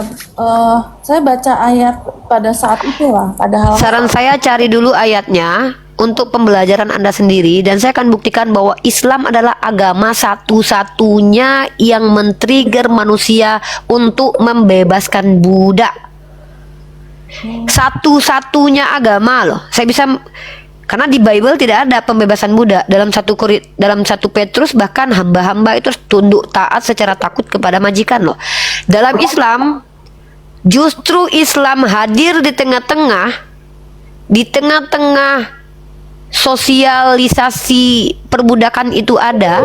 Islam hadir untuk menghapus secara bertahap perbudakan. Saya bisa tunjukkan data-datanya. Pertama, budak disuruh nikahi. Kedua, ketika pada waktu sahabat, ingat budak itu mahal harganya. Di mute dulu, yang lain ada musik. Ketika ada kesalahan sepele dari Rasulullah SAW, dari sahabat-sahabat Rasulullah, maka Rasulullah perintahkan untuk merdekakan budak. Ini ada musik dari mana ini? Pak Surwan di mute dulu. Dari Jambi. Ya di mute dulu Pak. Ngomong Ya ada tanya musik kalau dari boleh. mana ini? Pak Ya nanti Surwan, Pak. Pak Surwan di mute dulu Pak, di mute dulu Pak. Ada musik soalnya Pak. Mau bertanya kalau boleh. Ya nanti Bapak sabar Pak. Nanti Pak. buat teman-teman ini saya benar-benar ya, saya memang Uni, izin saya undur diri dulu ya. Kang Chan masuk dulu Kang Chan. Ada yang mau disampaikan silakan. Sedikit saja. Jadi saya menyimak dari tadi, alhamdulillah sudah berapa jam dan ini diskusi yang baik ya dengan Uni ya. Karena memang tabiat Islam itu begitu. Kita tidak diarahkan untuk imani Kristus saja, imani Muhammad saja, imani Allah, tidak. Teksnya bilang begini dalam Quran, fa'alam annahu la ilaha illallah. Maka ilmuilah, fahamilah. Dan itu saya tabiat kita, bahkan itu senada dengan kata Yesus, kasihilah Tuhanmu dengan segenap hati, jiwa, dan akalmu. Nah, yang sedang dilakukan oleh Uni ini adalah sirkulasi keilmuan, dan ini baik sekali gitu. Jadi kita lihat, alhamdulillah saya merasa bangga sekali mendengar dalam beberapa jam tadi. Saya bilang beliau adalah mujahidah gitu ya. Beliau mampu mensirkulasikan ilmu dan dilayani dengan baik oleh Bu Vernas, dan saya kira diskusi yang baik. Dan saya berharap semoga Uni terus berkembang dan tetap istiqomah. Amin. Bu Vernas mendapatkan hidayah ya, insya Allah ya. Amin. Saya harus undur diri Uni. Bu Vernas Terima kasih lanjut Kang terus Chan, ya. saya mendominasi ya. Siap, Maunya sama-sama. tadi kita Masya Allah, featuring luar biasa. ini. Masya Allah, barakallahu fikum. Sehat-sehat. Assalamualaikum warahmatullahi Sehat-sehat. wabarakatuh. Waalaikumsalam. Siap, Ayahanda Jerusalem izin. Salam. Iya, iya, silakan. Iya. Ya, Pak Bukan Surwan mendominasi sepertinya. tapi membanjiri ini. Membanjiri dengan ilmu. Ya, Kak Fairness, saran saya ya, kalau kita mau bahas satu konteks perbudakan ini, Pak Surwan di mute dulu ya, sangat luar biasa berisik sekali di situ. Pak Surwan, aduh. Ya, jadi Kak Fairness, saran saya adalah kalau kakak membahas tentang perbudakan, kita angkat satu tema ya. Kita adakan komparasi sendiri ya. Komparasinya bukan menggunakan kedua agama saja, kita pakai sejarah ya Kak. Ada fakta-fakta yang data-datanya harus saya tunjukkan ke kakak tentang perbudakan. Kak, perbudakan itu baru dihentikan itu bukan di zaman-zaman sebelum Islam muncul Kak. Tapi sudah lama setelah Islam hadir. Ya, secara ini konstitusi oleh negara-negara loh. Tapi dari Islam sendiri sudah ada data-data dalil, ajaran-ajaran, contoh-contoh dari Nabi Muhammad untuk menghentikan perbudakan. Karena sesuai dengan perkembangan manusia secara kognitif Kak, sesuatu yang sudah menjadi tabiat, sesuatu yang sudah menjadi sistem peradaban, itu kalau disuruh hentikan langsung itu akan tertolak mentah-mentah. Maka cara belajar dan mengajar Nabi Muhammad SAW dari Allah itu betul-betul sesuai dengan naluri manusia, di mana menghentikan sesuatu yang secara tradisi dianggap benar tapi sebenarnya salah secara agama, itu tidak mungkin langsung dihentikan begitu saja seperti minum khamar, nggak langsung dihentikan begitu saja. Tapi pelan-pelan Nabi Muhammad sebagai pengajar diutus oleh Allah melalui bimbingan Allah mengajarkan untuk menghentikan pelan-pelan tentang perbudakan, step by step. Jadi Islam itu menghentikan perbudakan bukan dengan langsung turun aturan tidak boleh ada perbudakan, tidak, karena itu sistem yang sudah menjadi tradisi baik kalangan bangsa Romawi, Mesir kuno, Mesopotamia. Kalau tidak salah sebelum Taurat muncul itu ada namanya inskripsi hukum apa namanya yang Mesopotamia itu hukum pertama sebelum ada Torah, itu sudah ada perbudakan di situ. Artinya sudah menjadi sistem sosial yang berabad-abad dilakukan dan dibenarkan oleh sosial. Kakak tahu tidak arti penyelewengan itu? Perbuatan menyimpang, perbuatan yang dianggap tidak disepakati oleh sistem sosial pada waktu itu. Iya, teks Hammurabi. Dalam teks Hammurabi itu ada, kalau tidak salah, tentang perbudakan, bahwa itu adalah sesuatu yang dilegalkan sejak zaman Mesopotamia kuno. Teks Hammurabi ini adalah inskripsi tertua sebelum Torah. Nah, di Torah perbudakan juga divalidasi benar adanya, bahwa itu ada. Bahkan lebih keji sekali, perbudakan di dalam kitab imamat itu turun-temurun diwariskan loh. Tapi di Islam Rasulullah mencontohkan melepaskan budak, Rasulullah mengajarkan untuk memerdekakan budak. Bahkan lebih tinggi lagi, budak disetarakan dengan anak oleh Rasulullah, diangkat menjadi anak. Keren. Bahkan lebih tinggi lagi, Rasulullah mencontohkan menjadikan seorang budak menjadi istri. Keren sekali Islam. Jadi Rasulullah SAW itu saking memuliakan budak, ada posisi-posisi yang berada di posisi tertinggi mulia di dalam sistem sosial manusia di Islam itu yang diduduki oleh para budak. Istri Rasulullah, mantan budak ada. Anak angkat Rasulullah, mantan budak ada. Sahabat terdekat yang kata Rasulullah bahkan sendalnya sendiri terdengar di surga itu adalah budak. Bayangkan, apakah ada di dalam kaidah agama lain seperti ini? Jadi kalau kita bicara kakak terganggu dengan adanya budak boleh dikawini, kakak harus tahu dalam sistem sosial peradaban budak itu adalah properti Kak. Jangankan digauli Kak, disiksa saja dibolehkan dalam kitab Torah. Saya akan tunjukkan datanya. Kalau dipukul budak tidak meninggoy dia tidak masalah. Tapi kalau dia meninggal 2 hari baru dihukum. Karena itu properti. Konsep Romawi, konsep Mesir kuno, konsep Mesopotamia mengenal perbudakan. Apakah bisa manusia dihadirkan langsung bilang tidak boleh budak? Mungkin nggak Rasulullah begitu? Tentu Allah tahu cara mendidik yang benar. Cara mendidik yang benar apa? Namanya manusia kalau sudah terbiasa dengan kebiasaan itu tidak bisa langsung. Tapi diperlihatkan dulu konsekuensinya. Ini kalau begini budak diteruskan nih gini nih. Makanya kemudian dihilangkan dengan cara adanya sistematik yang betul-betul bisa menyentuh hati dan rasio manusia. Caranya apa? Ini budak, lihat nih. Ternyata ada budak-budak yang berkualitas, yang betul-betul bermanfaat buat peradaban. Siapa? Bilal bin Rabah. Ketika Bilal bin Rabah dimerdekakan, ternyata dia menjadi orang yang sangat-sangat luar biasa di sisi Rasulullah. Artinya ternyata budak tidak serendah itu. Tapi kita lihat sejarah Amerika, Eropa, asal berkulit hitam saja budak. Kenapa? Karena Tuhan berkulit putih. Kenapa yang jahat-jahat diidentikan dengan warna hitam? Itu yang membuat kenapa Muhammad Ali itu pindah keyakinan ke Islam. Karena dia bertanya, kenapa Tuhan itu harus berkulit putih?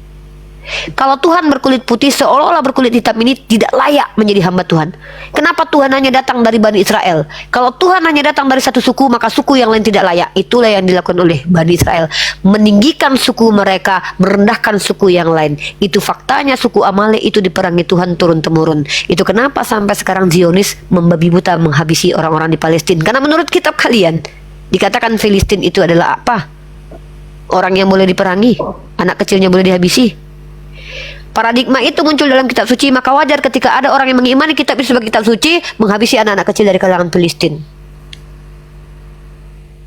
Ini trigger yang jelek dari kitab suci. Ini trigger yang sangat buruk dari kitab suci. Apakah Al-Quran seperti itu? Coba, apa kata Allah? Yang membedakan engkau dan yang lainnya adalah iman dan takwa di dalam dadamu. Bukan siapa bapak moyangmu, bukan siapa keturunanmu, warna kulitmu, bukan. Makanya budak itu duduk setara dengan Rasulullah, duduk setara dengan sahabat Rasulullah, budak. Bilal bin Rabah budak berkulit hitam, tapi kedudukannya lebih tinggi daripada Fir'aun. Sendalnya Bilal itu terdengar di surga. Saya mungkin lebih hina daripada sendal Bilal bin Rabah. Padahal saya wanita merdeka, kulit saya tidak sehitam Bilal. Kenapa? Yang membedakan saya dengan Bilal adalah iman dan takwa Bilal. Bilal ketika beriman kepada Allah, diletakkan batu di dadanya. Allah, Allah, Allah, Allah. Saya belum tentu sanggup kayak Bilal. Ini Islam. Ini Islam. Tapi kalau kita bicara tentang Kristen, mari kita bahas. Kristen adalah agama yang doktrinnya, keselamatannya, kenikmatan keselamatan umat Kristen hasil penderitaan Tuhan. Iya, iya. Masuk nggak di hati kakak? Hati, pakai empati gak? Kakak tahu beda psikopat dengan orang normal nggak? Orang-orang yang disebut dengan psikopat itu bukan hanya kehilangan empati, tapi memang tidak punya empati. Empati adalah daya hasil dari Ada aja yang nggak masuk akal baik di Kristen maupun Islam. Jadi itulah yang membuat saya kayak masih ragu. Jadi ya, bukan yang di Islam kan tadi saya sudah jelaskan. Menurut kakak tidak masuk akal yang saya jelaskan tadi. Hanya Islam satu-satunya agama yang memerdekakan budak, bahkan meletakkan budak di posisi teratas. Masih nggak masuk akal. Saya sudah ceritakan. Saya sudah ceritakan. Bilal bin Rabah budak, kedudukannya di sisi Rasulullah mulia. Anaknya Zaid bin Haritsah itu budak. Kakak tahu tidak Zaid bin Haritsah itu kenapa bisa jadi anak angkat Rasulullah? Oke, saya ceritakan. Silakan kakak tolak ini. Zaid bin Haritsah adalah anak yang hilang dan diambil oleh orang kemudian dijual. Karena kalau zaman dahulu itu orang yang tidak punya identitas, orang yang hilang, orang yang hasil dari tawanan kala perang itu dijual, diperjualbelikan. Makanya Yusuf itu diperjualbelikan oleh kakaknya karena dia oleh orang-orang Ismailit atau orang-orang dari kalangan Arab dari Mesir ya, karena dia ditemukan di sebuah sumur. Artinya tidak terlihat bahwa dia dimiliki oleh keluarga tertentu. Maka Zaid bin Haritsah waktu dia kecil itu hilang. Ketika dia diambil dan dijual di pasar budak, dia dibeli oleh Sayyidah Khadijah. Sayyidah Khadijah kemudian menghadiahkan budak tersebut untuk Rasulullah Shallallahu Alaihi Wasallam. Lalu kemudian ketika Zaid bin Haritsah bertemu dengan keluarganya, kemudian Zaid bin Haritsah diberikan pilihan. Ya, ketika keluarganya datang kepadanya, kami ini keluargamu. Sementara itu kau jadi budak sama Muhammad. Maka Rasulullah berdiri, Zaid silakan kau pilih. Kau tahu kedudukanku di depanmu dan kau tahu ini keluargamu. Zaid seorang budak lebih memilih bersama Rasulullah. Bayangkan kenapa seorang budak lebih memilih bersama majikannya ketimbang sama keluarganya. Ada apa dengan orang ini? Maka kemudian ketika orang tua Zaid mengatakan, kau menghinakan keluarga kita, bukankah kau hanya jadi budak di situ sementara kau bersama kami jadi orang merdeka? Apa kata Rasulullah? Hari ini ku bebaskan Zaid, bahkan dia menjadi anak angkat dari Rasulullah Sallallahu Alaihi Wasallam. Tapi Rasulullah bukan orang yang diajarkan berdusta. Yang namanya anak angkat tidak akan pernah setara dengan anak kandung. Ketika dia mau diberi nama Zaid bin Abdullah bin Muhammad, tidak layak, tidak bisa, karena memang bukan hasil biologis dari Nabi Muhammad, maka tetap namanya Zaid bin Haritsah. Lihat Islam, ketika budak sudah jadi anak angkat, nama bapaknya tetap tidak dihilangkan. Lihat Islam, ini Islam nih. Tapi coba lihat kitab kalian, Yesus bukan anaknya Yusuf, dikatakan anak Yusuf. Penipuan ini. Lihat Islam kak, jujur. Jadi ketika Zaid bin Haritsah tetap menjadi Zaid bin Haritsah, dia menjadi anak angkat Rasulullah SAW, itu pilihan Zaid, bukan karena keterpaksaan. Dan kakak masih bertanya sama saya, masih bilang nggak make sense perbudakan dalam Islam.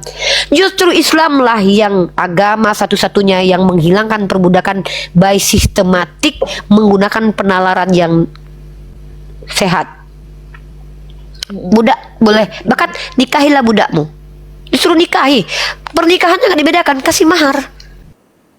Sama dengan menikahi wanita-wanita biasa, nikahi budakmu, kasih mahar. Lebih baik kau menikahi budakmu ketimbang kau nikah wanita musyrik yang merdeka. Ini Islam loh. Ini kalau masalah tawanan digauli, coba tunjukkan kepada saya satu tawanan Rasulullah yang digauli paksa oleh Rasulullah. Tunjukkan satu. Tunjukkan kepada saya satu tawanan, satu perempuan yang digauli Rasulullah kemudian bersuara mengatakan terzolimi. Tahu cerita Maria Kipti? Tahu cerita Safia? Anda tahu bagaimana kedudukan perempuan-perempuan ini? Maria Kipti, ketika Rasulullah sakit, lalu apa kata Maria Kipti? Seandainya penyakit itu bisa pindah kepadaku, aku saja yang sakit. Sayyidah Aisyah cemburu, wajar, itu normal. Istri dengan istri lain cemburu wajar, asal tidak ditunjukkan dengan cara-cara yang tidak baik. Lalu apa kata Rasulullah? Dia benar. Kalau Maria Kipti ini adalah orang yang marah karena orang tuanya kalah perang dan dihabisi oleh pasukan Rasulullah SAW, kak, secara logika harusnya Maria Kipti ketika tidur bersama Rasulullah mudah dia menggorok leher Nabi saya malam itu. Ada nggak dilakukan Maria Kipti? Kok justru dia jatuh cinta sama Nabi saya? Safia atau Maria Kipti, di antara keduanya, silakan kalian cross check ya, silakan kalian cross check. Kenapa tidak ada di antara Safia dan Maria Kipti, kalau mereka adalah terzalimi, satupun yang mencoba menyakiti Nabi saya? Kenapa justru mencintai Nabi saya? Kenapa mereka mencintai Nabi saya? Ada apa dengan laki-laki ini? Kalau memang laki-laki ini adalah orang bejat seperti yang dituduhkan oleh umat Kristen, kenapa tidak ada satupun istrinya yang mengadu, mengaku, berkoar, bersuara bahwa ini laki-laki tak layak dikatakan laki-laki mulia? Satu saja istrinya yang mengeluh. Satu saja. Kenapa sahabatnya bahkan rela mengorbankan nyawanya untuk dia? Lalu kalian yang muncul tahun 2024 yang nggak tahu cerita tentang dia, berani-beraninya kalian jelekkan beliau. Sementara kalian nggak kenal dengan beliau. Tapi kalau kita lihat Yesus pilih 12 murid loh. 2 diantaranya berkhianat. Bahkan ketika dia tangkap, semua kabur. Ada apa dengan Yesus?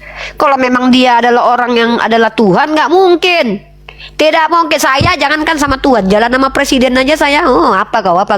Presiden ini depanku. Janganlah polisi aja saya nggak takut, sama penjahat lagi. Ini ada murid-murid yang dipilih sama Tuhan langsung, dipilih lagi. Jalan ditangkap, Tuhannya malah kabur.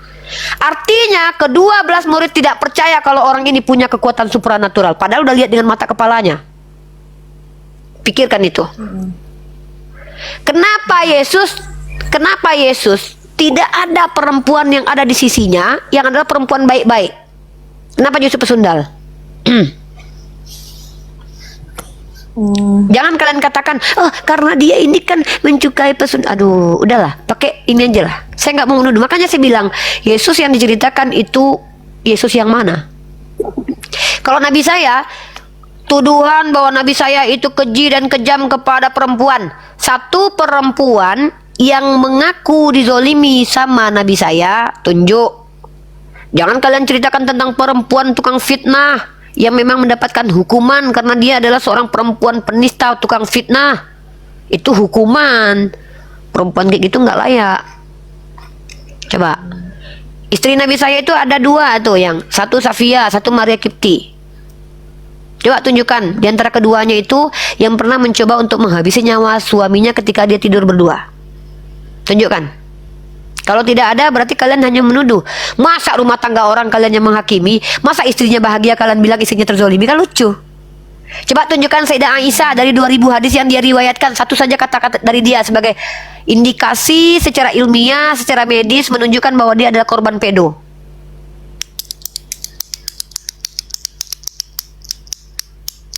Kalau nggak ada nggak usah banyak bacot. Gitu cara hidup. Nah, jadi gitu kakak ya. Jadi alasan Anda masuk ke dalam Islam itu, lisan Anda boleh berkata, kalau Anda bilang saya tidak sepakat dengan ini, padahal hanya Allah yang tahu apa isi hati Anda. Hanya Allah dan Anda yang tahu apa alasan Anda tidak masuk ke Islam. Padahal Anda sudah menerima kebenaran Islam dengan akal, sudah menerima dengan hati nurani. Tapi hanya Allah dan Anda yang tahu. Dan itu renungkan sendiri, jangan libatkan saya, karena saya tidak berhak dilibatkan. Begitu. Islam itu pilihan, Kak. Iya. Ya, nanti akan lebih dipelajari lagi. Masih. Ya, silakan. Ya, nanti akan lebih dipelajari lagi si Uni, karena memang ya aku nggak tahu lah ya, terlalu kritis mungkin dalam apa-apa. Bagus. Mungkin saya terlalu. Itu keren. Karena- Orang kritis itu orang anti penyesatan dan anti tipu-tipu, itu keren, justru lebih bagus. Islam itu adalah orang yang masuk ke Islam itu, Kak, ciri-ciri orang berislam itu adalah berakal. Setiap saya mengkritisi apa yang nggak masuk akal tuh saya takutnya dikira oh ini mau ngehujat. Sebenarnya ada hal-hal yang memang saya nggak memahami gitu kok seperti itu. Oh, Karena enggak. bagi saya kalau pindah itu kan pasti kan tidak mudah. Pertama, kalau di Indonesia stigma keluarga, orang sekitar. Artinya kalau kita mau mengambil keputusan pindah itu harus yakin betul, jangan ada keraguan. Nah, mungkin keraguan-keraguan itu masih saya pelajari lah gitu kan. Dan Ya. nggak bisa ya memang Silakan, saya silakan. jujur. Silakan saudariku, itu hak kita. Hak kita itu adalah Iya. tidak mau dibodoh-bodohi, itu hak kita. Dan saya orang yang akan menjadi teman diskusi Anda. Silakan follow akun saya. Kalau menurut Anda saya kompeten menemani perjalanan spiritual Anda dalam mengkaji agama-agama, saya bersedia. Tapi kalau menurut Anda saya tidak kompeten, tinggalkan saya. Saya tidak pernah berharap untuk diikuti. Saya hanya berharap bisa diberi waktu dan umur untuk menyampaikan hasil kajian saya. Masalah didengarkan atau tidak didengarkan itu bukan harapan saya. Itu adalah bonus. Itu. Dengar. Kalau menurut Anda saya kompeten menjadi sahabat untuk menemani perjalanan panjang Anda menemukan kebenaran, silakan follow akun saya. Kalau tidak, tinggalkan saya. Ini masih boleh nanya apa udah kebanyakan Uni sekali? Boleh, lagi boleh, nggak aja? apa-apa. Nggak masalah, 1001 pertanyaan untuk Anda, silakan. Selagi saya udah makan, paling nanti sekitar 2 jam lagi mungkin saya mau istirahat dan makan juga. Silakan Anda tanya. Jangan 1000 lah Uni, 999 aja Uni. Ya, 999 pertanyaan. Sisain satu buat yang lain. Jadi kalau Tuhan menciptakan itu orang ada yang berkulit hitam, ada yang berkulit putih. Semuanya tuh indah dan sama di mata Tuhan ya Uni. Ya, Sama aja maksudnya tidak membedakan suku. Nah, ini mohon maaf banget saya ada kekritisan juga terhadap penggambaran surga di mana bidadari itu digambarkan putih dan berbadan bagus lah. Padahal kan Tuhan menciptakan orang tuh kulit berwarna-warna beda-beda. Bukannya semuanya indah. Kenapa Tuhan menggambarkan surga sebagai bidadari yang putih kulitnya? Saya tuh sempat baca sih kalau saya nggak salah ya Uni, karena saya tuh udah cukup lama mempelajari Al-Quran. Kenapa harus berkulit putih seperti selera sebuah golongan yang tidak merepresentasikan? Kayak saya kadang-kadang melihat orang kulit coklat tuh cakep gitu misalnya. oke. Coba kita buka datanya. Penggambaran hurun ain, dan mungkin saya harus kasih tahu sama Anda nih. Anda tahu tidak, hurun ain itu adalah istilah untuk yang diterjemahkan menjadi bidadari. Sebenarnya hurun ain itu apa? Bermata bagus, bermata indah. Kita lihat ya. Ini ada Ustadz Abu Alia Rukian ya. Assalamualaikum warahmatullahi wabarakatuh. Waalaikumsalam warahmatullahi wabarakatuh. Ya, ini lanjut, monggo nih. Ya Ustadz, kalau mungkin mau menjelaskan tentang ini ambil alih dulu. Selagi saya menunjukkan data, mungkin silakan Ustadz Abu mau menjelaskan. Saya Mungkin standby. sedikit ya. Teman-teman sekalian, jadi gambaran surga itu ya, bukan seperti dunia ya teman-teman sekalian. Kita itu nanti di surga seorang muslim itu sebaya. Jadi tidak ada nenek-nenek, tidak ada tua. Ya, sebaya artinya dia tidak bayi, tidak tua, sebaya.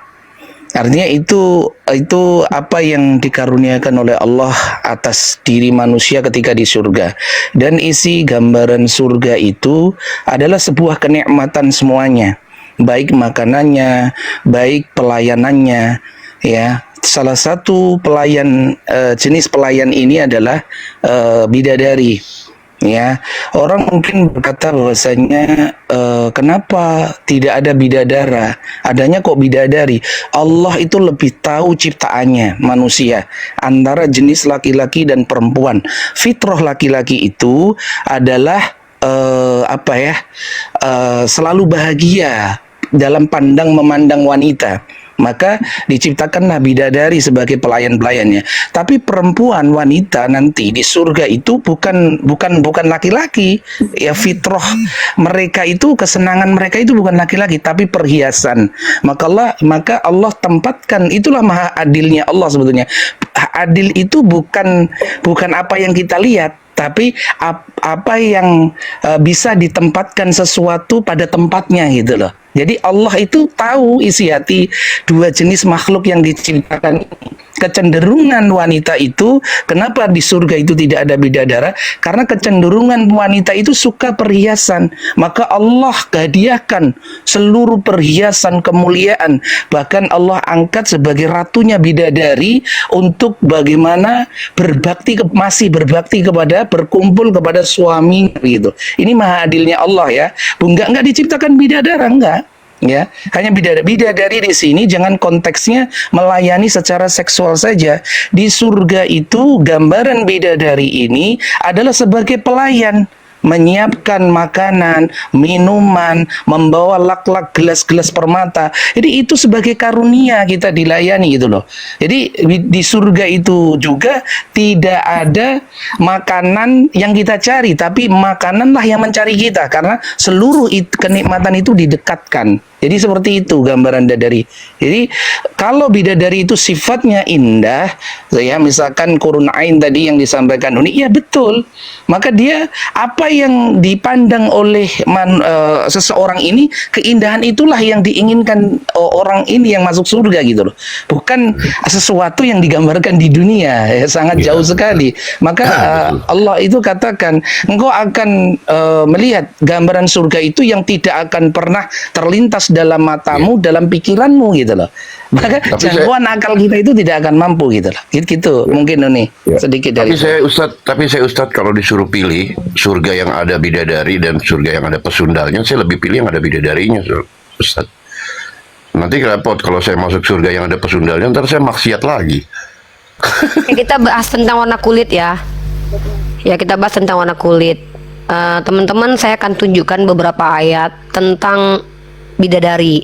Nah, kata bidadari ini kalau teman-teman boleh perhatikan itu hanya termuat dalam ayat-ayat Makkiyah. Ayat-ayat Makkiyah ini ayat apa? Ayat yang turunnya di Mekah. Kenapa pada saat itu ayat ini menggunakan diksi hurun ain menurut para ulama? Dikarenakan Rasulullah berbicara dengan suku Baduy. Suku Baduy ini adalah orang-orang Arab yang pada saat itu kecenderungannya adalah mereka, menurut mereka secara psikologi, keindahan itu seperti yang mereka bayangkan itu, ya, dengan mata yang indah. Padahal urun ain disebut sebenarnya diganti kemudian di dalam ayat-ayat Madaniyah kemudian adalah orang-orang yang disebut sebagai pasangan, azwajah, pasangan. Ya, itu harus dipahami hal itu, konteks ayat secara Madaniyah dan Makkiyah. Nah, terkait tentang warna kulit, saya mencari tahu tentang warna kulit. Itu ada di tafsir.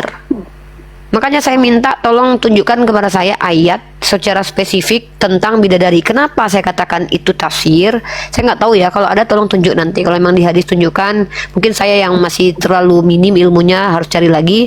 Bahwa dalam hadis riwayat pun disampaikan bahwa surga itu adalah kenikmatan yang belum pernah mata melihatnya, belum pernah telinga mendengarnya, dan belum pernah pula terbetik dalam kalbu manusia. Lalu dari mana ada orang bisa menentukan kulit dan itu? Tapi kalau ada yang bilang kecenderungan kesukaan kulit warna putih, itu memang kecenderungan manusia pada sebagian laki-laki kan, menyenangi, bahkan bukan laki-laki aja, perempuan aja lebih suka kulitnya putih daripada hitam. Nah, kalau kita bicara pasal selera, siapa yang bisa membuktikan bahwa selera si A tidak terpenuhi, selera si B hanya terpenuhi? Ini kan makanya saya minta data bahwa yang dimaksud dengan bidadari itu adalah hanya berkulit putih, tidak ada yang berkulit coklat seperti saya manis begini. Siapa bilang? Tidak ada wanita-wanita berkulit manis seperti saya eksotik begini gitu. Kan begitu. Nah, apalagi yang disebut dengan azwaja, orang yang dinikmati adalah istri. Apa kulit saya langsung berubah jadi putih nanti ketika saya di hadapan Allah? Mana buktinya begitu? Siapa bilang nanti kulit saya berubah jadi putih seperti orang-orang Cindo itu ya kan? Bahwa kulit saya tidak se-eksotik ini. Siapa yang bilang? Apakah ada ayat yang mengatakan Unirifa nanti kalau seandainya jadi apa langsung berubah putih kulitnya? Ada nggak? Kulit saya ini eksotik loh. Ini kulit terindah di muka bumi loh. Orang putih pengen kayak saya loh. Orang hitam yang legam pengen kayak saya loh. Siapa yang bilang? Ada nggak yang bilang secara eksplisit bahwa nanti Unirifa atau orang-orang hitam Afrika itu yang manis-manis itu akan berubah jadi putih kulitnya? Coba. Saya nggak tahu nih dapat dari mana. Karena kalau ada orang yang merepresentasikan surga, itu tidak absolut kebenarannya. Karena Allah sudah katakan dalam riwayat hadis, Nabi Muhammad katakan, surga itu sesuatu yang belum pernah dilihat oleh manusia. Belum pernah didengar, belum pernah dirasakan. Jadi kalaupun ada yang merepresentasikan, kecuali Al-Quran, maka itu tidak absolut. Maka di Al-Quran, coba. Saya mau tahu nih. Saya lagi cari nih. Saya lagi data. Kalau memang ada kulit putih misalnya. Nah, di surat tafsir surat Ar-Rahman ini. Tafsir surat ayat Ar-Rahman ya. 58. Nah, itu saya Ayat katakan. 58. Ya, Ada jadi kalau ada pencerminan mereka terkait dengan mereka seperti permata dan nah, berarti kalau tidak ya, digambarkan spesifik. kalau kita bicara indah ya kembali ke selera, Mbak. Karena kan surga itu untuk siapa yang memiliki selera itu. Contohnya gini, Kak. Nggak mungkin juga surga itu kalau seandainya selera saya adalah buah mangga yang dihadirkan kepada saya buah pisang. Kan begitu. Ya kan? Jadi ketika ada laki-laki yang lebih suka dengan kulit eksotik, maka yang ditampilkan kepada dia putih. Kalau ada kan penggambarannya itu tafsir ya. Kenapa? Karena orang yang mentafsir itu kecenderungannya ya seperti itu. Jadi wajar, dan tafsir itu tidak boleh absolut. Kenapa? Karena ini mentafsir. Bahkan kata Allah, takwil pun tidak absolut. Wa ma ya'lamu ta'wilahu ilallah. Yang bisa dilakukan para ulama memindahkan maknanya sesuai dengan makna yang pantas. Tapi kami telah diikat bahwa surga itu adalah sesuatu yang belum pernah dilihat, belum pernah dirasakan, dan belum pernah didatangi. Jadi kalau ada orang yang menceritakannya kecuali Rasulullah, itu tidak absolut. Gitu loh. Paham nggak? Jadi saya tidak mau suul adab kepada Nabi saya. Kalau Nabi saya tidak ceritakan, saya tidak mau sok tahu. Tapi kalau ulama mentafsir itu wajar. Kenapa? Ya karena tafsirannya itu dalam pandangan manusia ya indah itu kulitnya putih. Gitu kan? Tapi kalau tertulis dalam Al-Quran kulitnya putih, baru kita bahas. Ya berarti saya harus imani bahwa nanti semua manusia kulit putih. Loh kan Mbak nggak suka. Dari mana saya tahu selera orang? Ya kan? Dari mana saya tahu bahwa selera orang itu yang eksotik betul-betul eksotik? Contoh gini, Mbak suka kulit eksotik misalnya. Tapi kalau dikasih pilihan Mbak mau putih atau eksotik? Putih mungkin. Nah ya sudah. Jadi kadang gini Kak. Jadi kalau kita lihat ada orang seleranya kepada kulit yang hitam, ya karena kulitnya hitam. Dia mau gimana lagi? Ya kan dia, ini kan dirinya. Saya lebih cantik begini. Kenapa ada orang, cobalah kita pakai nalar ya. Kenapa ada orang mengatakan bahwa kulit hitam itu cantik? Jujur dengan hati nurani. Kalau kamu dikasih kulit hitam atau putih, kamu pilih mana? Jangan banyak bicara lah, jangan banyak. Kalau kamu dikasih pilihan oleh Allah, mau hadir pakai kulit hitam atau kulit putih, jangan banyak bicara lah. Semua perempuan kumpulkan di hadapan saya. Mana yang dipilihnya? Anda pribadi pilih mana? Mau kulit hitam atau putih? Kalau saya pribadi Putih, Uni, putih. Sih, sih. Jadi kenapa kita melihat ada orang yang kulit hitam itu indah? Karena kita terpengaruhi oleh perasaan. Nggak mungkin kita bilang jelek kok kulit hitam. Nggak mungkin. Jadi andai pun ada eksplisit di Al-Quran bahwa nanti perempuan akan berkulit putih indah, itu make sense. Kenapa? Kalau ada pilihan kalian dilahirkan kembali, mau lahir di Afrika atau lahir di Korea Selatan, kalian kulit hitam atau kulit putih, udahlah nggak usah banyak cerita. Kita nggak mau rasis di sini. Tapi faktanya memang itu tafsir, ya kan? Tapi tafsir itu diikat dengan apa ikatannya? Hadis riwayat Imam Bukhari nomor 3244, Muslim 2824, Al-Humaydi dalam Al-Musnad 1133, At-Tirmidzi dalam As-Sunan 3197, Abu Ya'la Al-Musili dalam Al-Musnad 6276, dan Ibnu Hibban nomor 369. Berapa tuh yang meriwayatkan? Banyak. Apa katanya? Rasulullah SAW bersabda, Allah Azza wa Jalla berfirman, aku telah menyediakan bagi hamba-hambaku yang soleh kenikmatan yang belum pernah mata melihatnya, belum pernah telinga mendengarnya, dan belum pernah pula terbetik dalam kalbu. Tapi dalam surah Al-Waqiah Allah gambarkan. Itu cuma penggambaran saja. Kenapa? Karena supaya manusia bisa menerima ada kenikmatan. Jadi gitu loh. Ya, jadi kalau ada yang bilang kenapa cuma kulit hitam, kenapa kulit putih? Lu mana? Kalau ditanya perempuan mau nggak, kamu hadir sebagai apa nanti? Kulit hitam, kulit putih? Alah, nggak usah lah. Buktinya itu produk skincare paling banyak laku itu pemutih. Udahlah. Enggak Putus-putus dijelaskan ini Ustaz ada Abu Alia. tafsir Zubadut ya. Jadi ini ada ini sinyal saya ini. Jadi ada tafsir ya dari surat Ar-Rahman itu warna kulit mereka itu kemerah-merahan. Jadi sawo matang malah di sini ya keindahannya ya. Digambarkan sebagai yakut permata ya seperti Berarti kayak permata saya kemerah-merahan dong ya, itu. Masya Allah. Ini tafsir ya. Jadi tidak mutlak ya terkait Tidak dengan mutlak putih putih ya, atau Mbak. apapun, tidak mutlak, artinya penggambarannya seperti permata Indah dan lah gitu. mutiara yakut, indah. Begitu. Indah lah, Mbak. Ini malah digambarkan Indah, kemerah-merahan, berarti kan sawo matang. Ini ada yang menyampaikan gitu. Tapi gampang lah Mbak kalau mau kulit hitam nanti kalau Mbak udah jadi Islam nanti minta aja sama Allah, ya Allah jadikan kulit saya hitam lah ya Allah. Bisa itu request aja lah di surga. Tapi anyway, jangan cerita soal surga lah. Di dunia aja Tuhannya aja beda-beda. Ada di Afrika hitam, yang di Cina sipit, coba. Kalau Bang putih. Jeru, kalau Mbak Fairness ini sudah skeptis dengan Bimbel. Jadi kalau saya jadi kalau kita bicara gini Mbak, jangankan di surga Mbak. Sekarang saja Mbak bisa kok. Mau kulit manis kayak saya ini bisa, mau kulit putih bisa. Ya, minum kolagen. Mau kulitnya separuh matang boleh. Minum itu jemur.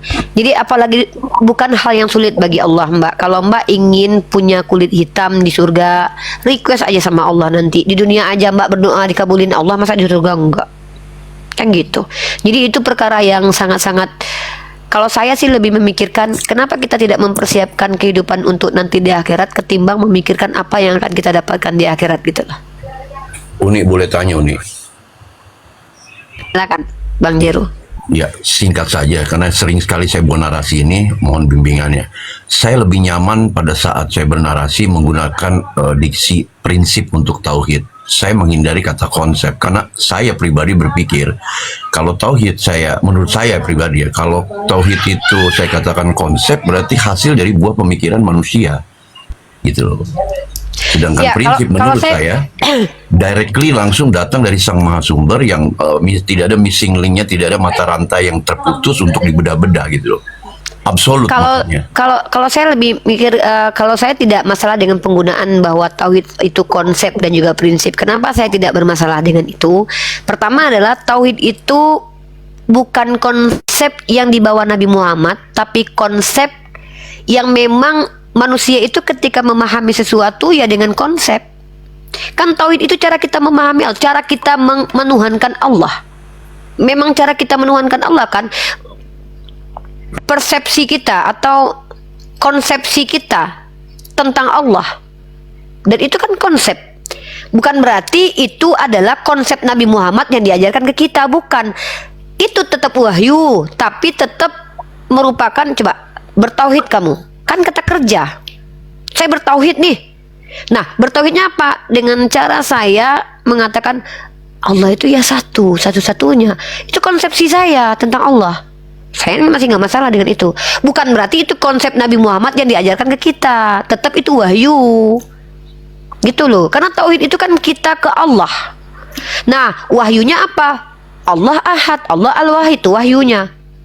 Cara kita ke Allah yaitu konsep kita. Konsep saya ke Allah, cara berpikir kita, abstraksi saya tentang Allah yaitu bertauhid. Apa tauhid saya? Makanya muncul ulama kemudian dengan konsep uluhiyah, rububiyah. Itu kan ada diajarkan Nabi Muhammad itu. Tapi kan dibuat konsepnya oleh para ulama. Dan saya tidak masalah dengan itu. Bagi saya pribadi loh ya. Sudut pandang saya terhadap Allah, yaitu konsep saya kan dalam bahasa ilmiahnya. Konsepsi saya tentang Allah kan. Ya udah tauhid. Apa konsep saya tentang Allah? Tauhid. Konsep itu yang ngajarin siapa? Wahyu. Wahyunya dari Nabi Muhammad. Apakah sama tauhidnya Nabi Muhammad dengan saya? Saya berusaha sama dengan Nabi Muhammad, tapi saya tidak bisa pastikan saya sama dengan Nabi Muhammad. Karena tentu tidak mungkin pemahaman saya dengan seorang Nabi sama. Tapi setidaknya saya menyimpang tidak? Tidak. Apakah sama? Tentu Rasulullah pemahamannya jauh lebih mapan. Iya. Mengenai kualitas semuanya. Iya, kualitasnya gitu kan.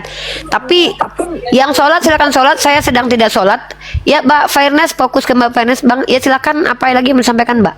Udah cukup karena ada kegiatan. Terima kasih untuk ilmunya Uni. Saya harap sih teman-teman komentar ini, kita ini kan hanya belajar ya. Artinya nggak ada Sama-sama belajar, saya dan Anda sama-sama belajar. mempelajari agama lain. Jadi kekritisan kita itu jangan dianggap kita ini mau menghujat. Karena saya baca komen ini kayaknya kita ini mau mencari kesalahan. Enggak, saya jujur, saya murni. Saya memang hanya mencari hal-hal yang saya memang terlalu banyak mempertanyakan gitu ya. Ini hanya Oke. aja. Mudah-mudahan ya ini menjadi ilmu aja. Terima kasih Uni. Saya mau Terima kasih, sama-sama. Ya, terima kasih Fairness. Fairness gini loh.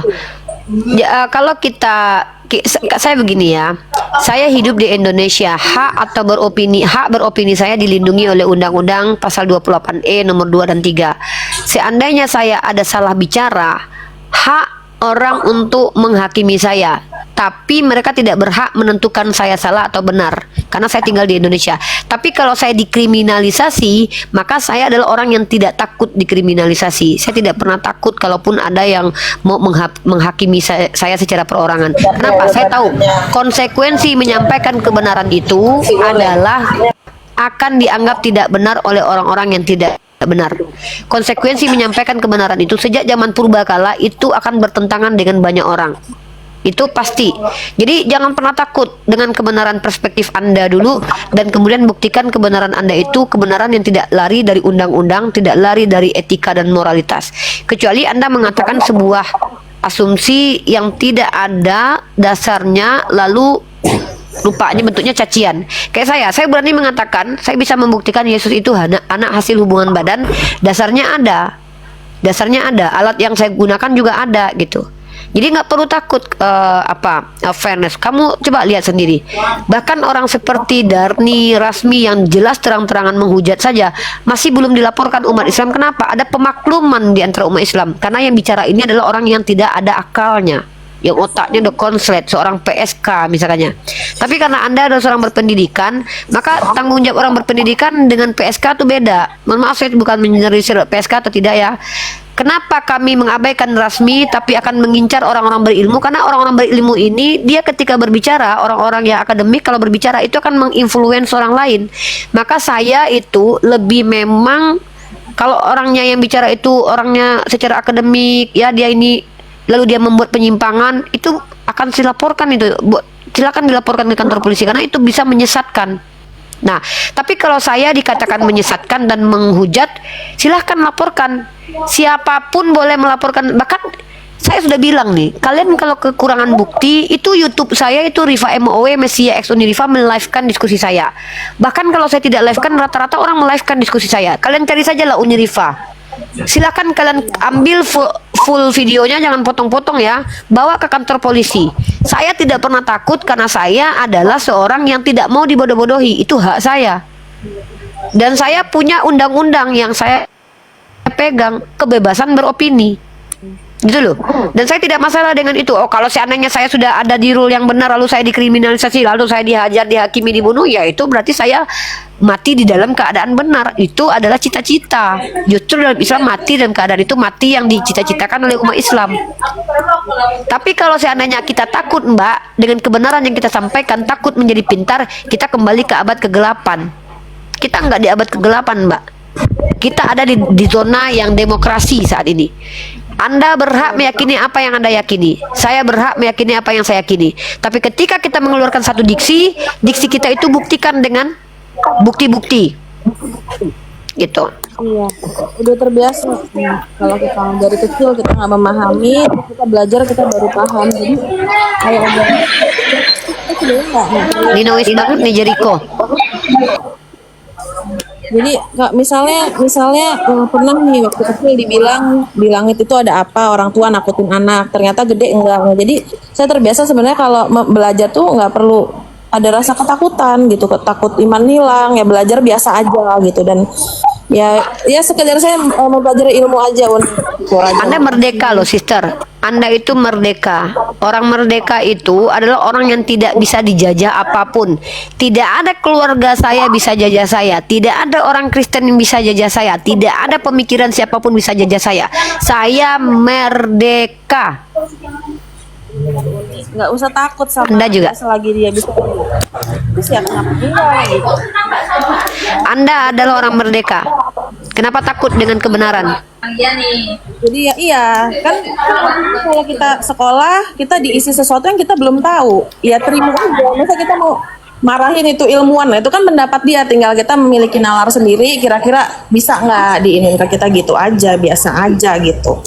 Ya. Nggak perlu. Makanya saya sarankan kepada Anda sebagai seorang yang merdeka, gunakan semua common sense yang Anda miliki, pakai alatnya. Kemudian alat itu bukan cuma common sense. Ilmu pengetahuan adalah alat. Ilmu pengetahuan adalah alat. Dan ingat, prinsip ilmu itu apa? Universal.